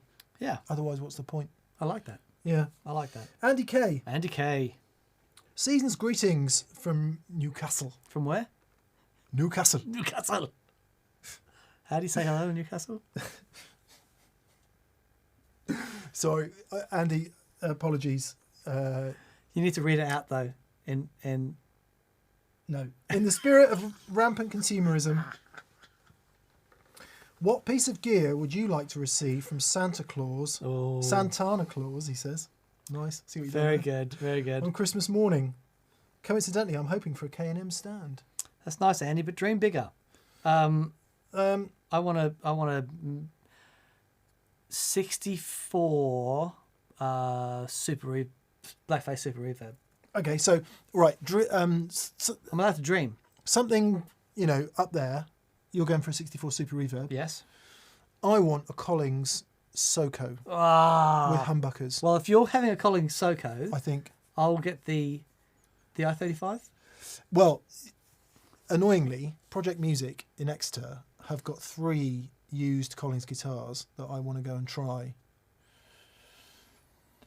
an i30 Ah. aged, and I've got a horrible feeling it might actually be the one that we had, No. but it's £5,000. For a Collins, that's pretty good. Yeah, a Soco with humbuckers, Soco laminate with humbuckers, and a Soco laminate with P90s. And I was all up for it. I was getting all fizzy with it, going, this needs to happen. And then I had a moment of sobriety, of going, Don't have those. I've got a rack full of guitars that I never play, and no gigs. So that's the insane thing. So come down. So from where there, are we Dan. going? Come down from there. A mid-price gift. What would you like?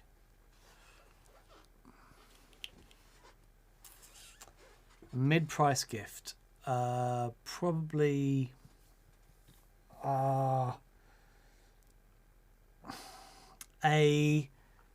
What's the Apollo, the 4-channel one? Oh, nice. Yeah. Quad ×4. The Quad ×4. Yeah.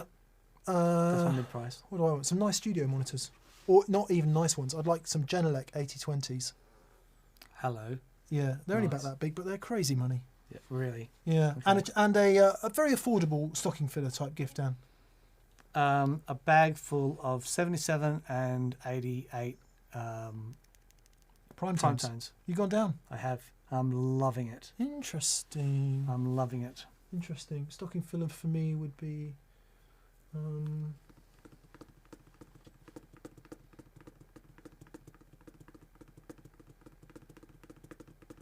Don't know. Oh, that thought. Anything. KJ Photo says Jackson Hole Diner Burger is the best American food, and I'm willing to argue with anyone. I'll fight you to argue with anyone saying otherwise. Cheers from the Big Apple. I took my family, my wife and kids, Zach and Liv, out to New York last year, and we did the American thing. We had the absolute best. I'm getting misty just thinking about it. I was thinking how fortunate we were able to go and do it last year. I love New York. Oh, me too. I could live there in a heartbeat. It's a film set, isn't it? It's so exciting. Everywhere that you walk around that place, you recognise. Yeah. I love it. Yeah. The music, far out, man. We stayed in this incredible hotel and they had a jazz band.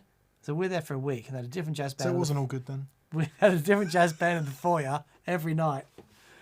And we'd go down, glass of wine, listen to the jazz band, then we'd go up to the they had like a roof terrace thing. Where you could wash your ears out. Oh, it was just divine. David I love Allman, New thank you, York. David. Thank you, David. No question, but Now, thank you for your underneath it, generosity. David says, I heard that an attenuator can kill the tone of a Super Reverb amp. True?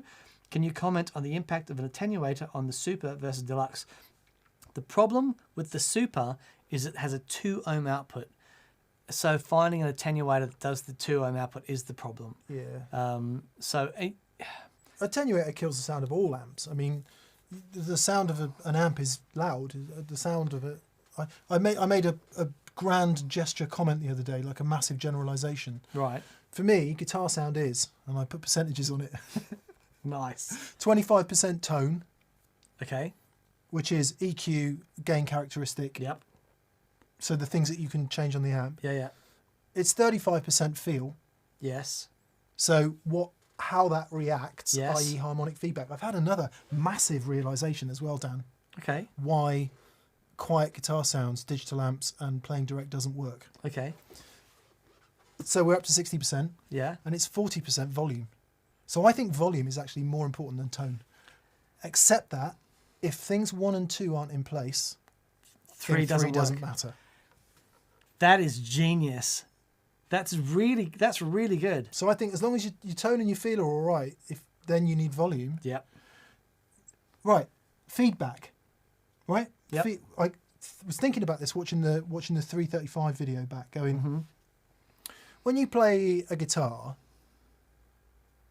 it's not just standard fundamental note and feedback. Of course. Right. So it's not just notes and then feedback notes.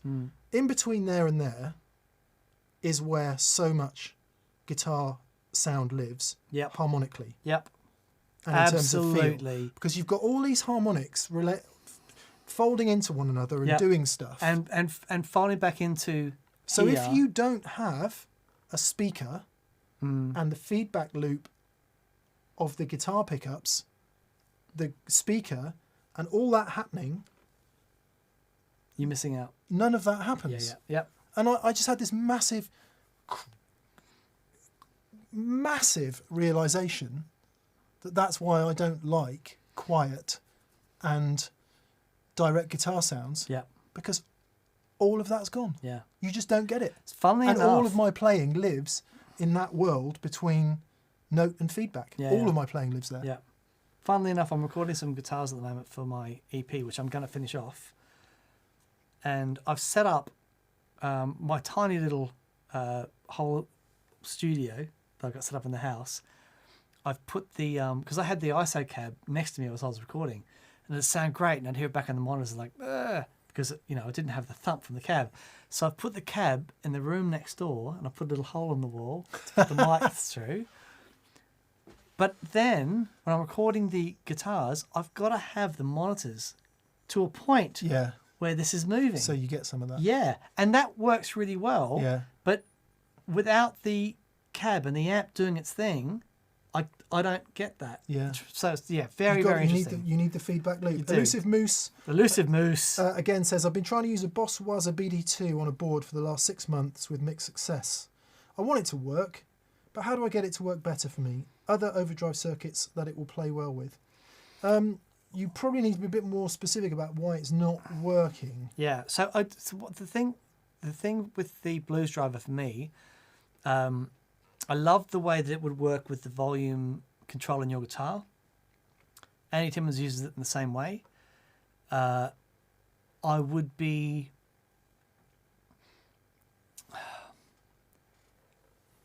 I really like the higher gain tones in the Blues Driver. I think they work great. I like those tones, and also the almost off gain tones, and just as a booster. Yeah. I find that the higher gain tones, sort of midway plus 10%, really dynamic from here. There's a point between those two that is a little bit almost nondescript. Thin. Yeah, just I don't know. There's I think one of the dangers with all gain pedals is, you know, you can get the overdrive character to where you like it, but then again, another massive realization in overdrive pedals for me not that long ago, in fact, and of course it sounds obvious when you say it, the volume has an enormous effect on the tone. Yeah. So the volume isn't just this tone but louder. Yeah. It has a fundamental effect on the sound of the pedal, not least because it's driving everything else. Yep. But also because it's kind of opening up, doing what it needs to do inside the pedal. Absolutely. So you might find that you just need to crank it a bit. Yep. Is usually the answer, isn't it, in guitar?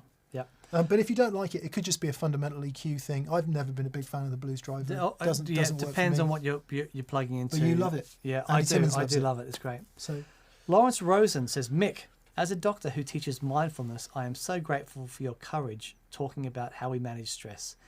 This community is a source of connection, which is healing in and of itself. Thank you, Lawrence. I'm extremely passionate about it, and I'm getting more and more passionate about it.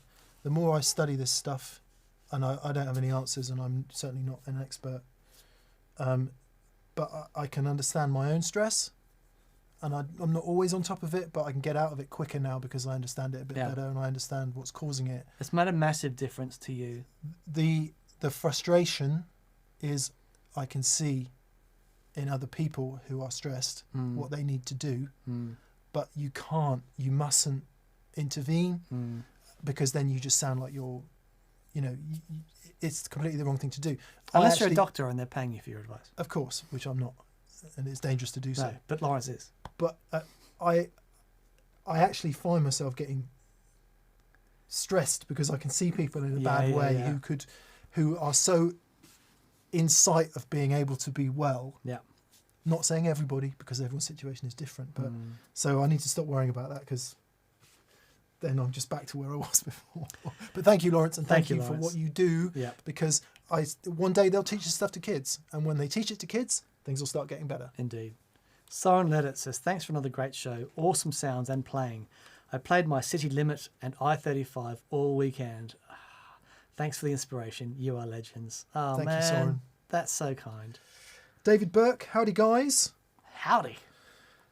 So, gladly prioritised my remaining pre-Christmas funds on a harmonious monk over getting my Les Paul repatriated from Chicago back to the UK. On that topic, best US food, Lou Malnati's pizza. Oh, man. Malnati. Lou Malnati's pizza. Yeah. Pizza, New York pizza is a different thing altogether. The pizzas in America are just mad. I love them. And thanks for getting a harmonious monk. We really hope you enjoy it as much as we do. Yeah. Ethan Kaplan says, are there pedals you've praised previously during a show but later regret doing so? If there is, would you consider an update show? Anything that you've gone gooey over and then... I think we've gone gooey over stuff before and then kind of not used it anymore. Okay. Which maybe not necessarily because we don't like it, but maybe because there's just something that we like better. It's a very interesting question. I think that deserves a chat. And a quick read through some old videos. Off the top of my head, oh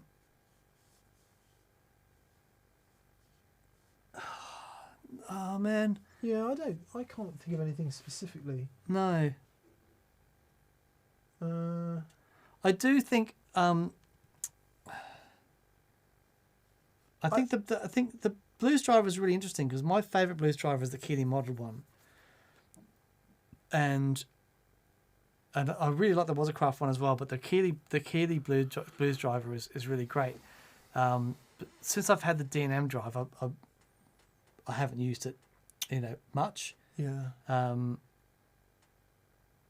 But yeah, not really. Nothing I regret being effusive over. No, interesting. No. Dobster, thanks for that, mate. I can't see a question for you, but I'll keep an eye out. And Phil Mingan says, just wanted to wish you two a Merry Christmas and a Happy New Year from Long Island, New York, USA. You're the highlight of my Friday mornings with coffee, and every pedal on my board was blessed by you guys. Great show, man alive, Phil. That's so kind, mate. Thanks, Phil. Thank you. That's awesome. Sean Jones, happy days, gents. Have either of you had chance to try out the Two Rock Burnside? I own one and I love it, but I'm curious on your thoughts compared to some of the other Two Rocks in their lineup. I deliberately haven't played it because I was thinking hard about a Tweed style amp, and I know if I play that, then that's going to cause problems because they're going to do Tweed better. At least as well and possibly better to my ears than anybody else. I played one quiet. I've never cranked one. No. Interesting though. Yeah. Yeah. I know Eli was very passionate about it. Because obviously most things in the Two Rock line are sort of blackface derived. Sure. Well, and Dumble derived. Yeah. So.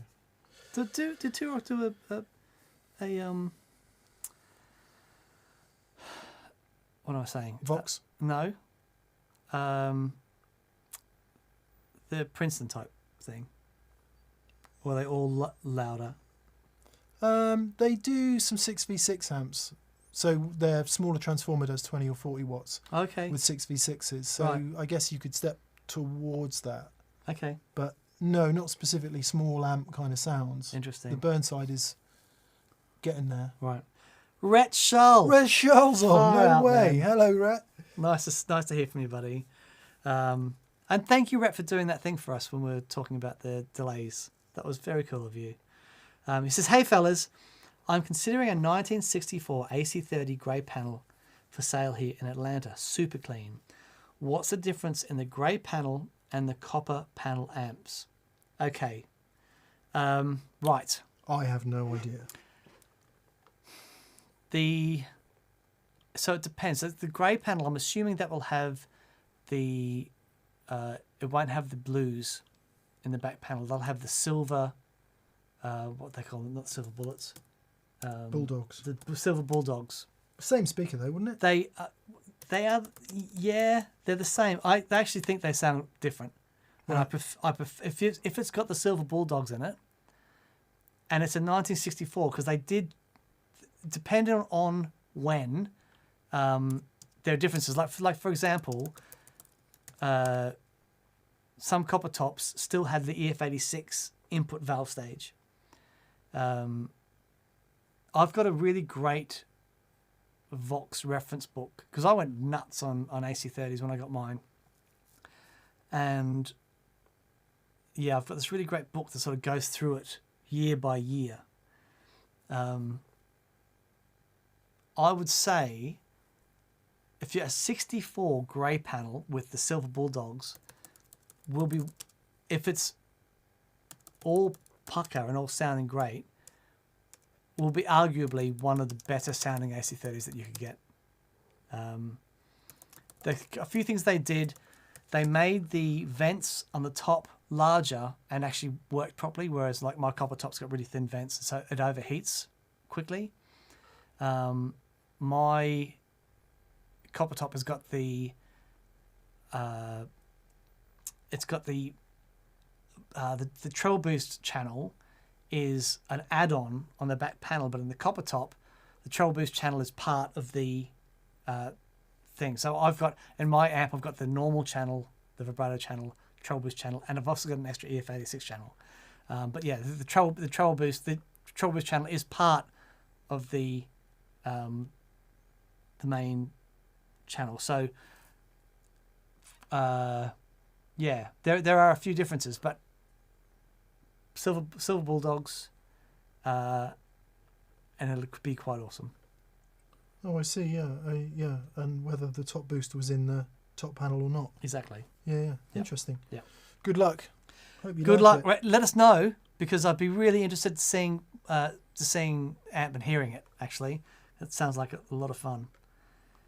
How we doing, Daddy-O? I'm just waiting for my machine to update. Okay. Oh man. Okay. Where are we? Oh boy. Come on. Here we go. Come Okay. Phil. Okay. Oh, not too bad actually. Nick Larson. I was lucky enough to put in an order for a Harmonious Monk. My patronage is paying off. Very Excellent good. customer service here. Catherine is doing a great job. Yeah, she is. She's very passionate about customer service. She is amazing. And thanks, Nick. Thanks for buying one. Yeah. Ashton Bryant says, "Hey guys, I'm running a Gibson Les Paul into a Fender Silverface Deluxe reissue without any pedals. What would be a good second amp to pair with it?" So the Silverface Deluxe reissue is the 68 one, right? Gibson Les Paul into a Fender Silverface. Yes. Without any pedals, what would be a good second amp to pair with it? So it depends what you want the second amp to do. If you want to Marshall have 2061. There you go. If you Robin Ford once played at the Basement in Sydney, and he had a Marshall and a Fender on stage, and he just switched between the two. That was his sound all night. Cranked Marshall and a cranked Fender. Far out, man. But like, you know, the Marshall for the Marshall thing and the Fender for the Fender thing. Never had them on at the same time, just one or the other. If you're going to use it like that, you know, a Marshall or something gainy, and then switch between the two. If you're going to have them both on at the same time, which is the sound that I love, and Mick and I do the 2-amp thing, you know, if the Deluxe is it's such a lovely frequency blend, that amplifier, so it might be that you want something that's got a little bit more warmth in the bottom end, a bit bigger. That's exactly what I was thinking. Yeah. Because if by Silverface Deluxe you mean the 68 Custom one, Right. which has been voiced with a bit more mids, Yeah. a bit more push, a bit less negative feedback, I think. Yeah. If that is the case, then something with a bit more bottom and top is what he's saying Yep. would round that out. Yep. So regular Deluxe or Twin maybe. Or Pro too Reverb. loud. Yeah, if you can find one. A really good sounding Pro Reverb is an awesome amp for mixing with a you know, more of a mid push thing. Yeah. God, there's so many good amps out there, aren't there? There really are. That's pretty tough. David Downs, equally tough question. Great episode this week. What do you guys think? Excuse me, I'm struggling. A 335 style with Bigsby, I got me going now. or a Strat style guitar. I've got a Sir Telly and a 1990 Les Paul Custom. All right, so you got a Sir T style and a Les Paul custom. Should you get a 335 style with Bigsby or a Strat style? I think next to the Sir and the Les Paul, you might find the Strat bit weak. But I don't know. You might find it hard work. The thing about a Telly style and certainly a Les Paul custom, if you're not a hitter, there's a lot of mid-range attack and quickness in both of those guitars. What he's saying, he's got the Sir Telly. Should he get the Strat or the 335? But he's saying the 335 with a Bigsby. I don't know if I've played a 335 with a Bigsby. Yeah, I have. Are they good? Yep. Then Yeah. Yeah, I mean, I'd go with that. yeah, I'd probably go with that. But I'd go, yeah. Unless, well, you know what sounds you want. If you want Stevie Ray Vaughan, John Mayer, and Yeah, then you want the Strat. Mark Knopfler, Yeah, then you yeah, might of want the course. Strat. But Yeah, yeah, Yeah, 325. interesting. Do the 325. Yeah. Yeah. Felix Whipple says, greetings from Memphis, Tennessee. Firstly, thank you both 1,000 times for all you've given us this year. I've brought inspiration and knowledge at every turn. That's so kind, Felix. Thank I went you. to Memphis, Tennessee, and watched my guitar and other guitars like it being made, and it was a life-changing experience, I have to say. Being in Memphis, Tennessee, and being on Beale Street and all of that, and just soaking that in a bit. Can we do the... I mean, I know it's changed a lot, but even so, the reality of that place was quite a big deal. Yeah, amazing. Josh Smith says, Dave and Mike are true professionals. Top 5 bass players, in my opinion. Cheers. Thanks, Josh. Is that Josh Smith? Josh Smith. Is it Josh Smith? No, the guitar in the Dave and Mike. top 5 bass players. Felix is back. He says, I've got a made in Mexico, a Memory Man 550 TT. Oh, okay. And I'm looking for dedicated slapback. What's your favourite type of delay for set and forget slapback? My favourite type is my old... Way Huge Aquapus for me. Yeah, my Ibanez 89. So Ibanez Magic. 89, Way Huge Aquapus, MXR carbon copy works great. To be honest, almost anything works for a slapback. Yeah. Scotty Moore, very famously, Boss DD, whatever, DD2 maybe. Any Boss DD digital delay pedal he could get his hands on Yeah, right. in his later days. I've been using the DD3, the new one, and there's something about that pedal that's just glorious. Yeah. I think that's it. Yeah, I'm just going to do one final check, and I believe that is it. Everybody, thank you so much for joining us tonight, or this morning, depending wherever you are in the world, or this afternoon, or in the middle of the night, or any other time of the day.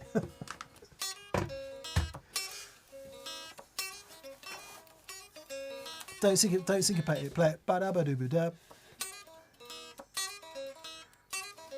There's a lick we learnt off Tom Bukovac this week. Tom Bukovac, Yeah. that guy. I'm so in awe of him. I'm in awe of him. I'm in awe of Sarah Longfield. I've been on her Facebook page, just watching some of the stuff she's playing. She's blowing my mind. She's unreal. But yeah, Uncle Larry, He's the best. little Tommy. He's the best. He is the best. He is the best. I can't wait to meet him. Yeah. And yeah, just he released this video on his channel at a session, and he just set up and he filmed what he was playing at the session. He's just class. Music. He's just like, he's so bang on. The sound was so beautiful. It's just, and it just flows. Music. Man, Music. It really is. Maybe we'll do. Brilliant. Maybe we'll make some point, Dan. Right. Thank you all so much for watching. Have a fantastic week. It's quite a funny show this Friday. Well, I think it is. I haven't actually edited it yet, but From memory. I did the It audio was this morning. hilarious. Yeah. And we will see if we record some more stuff On Thursday. on Thursday. Let's Yeah. see. Brilliant. All right. Take care. Be good. Lots of love. See you next Monday. And see you next Monday. Cheers, everyone. Bye. Bye. Ah.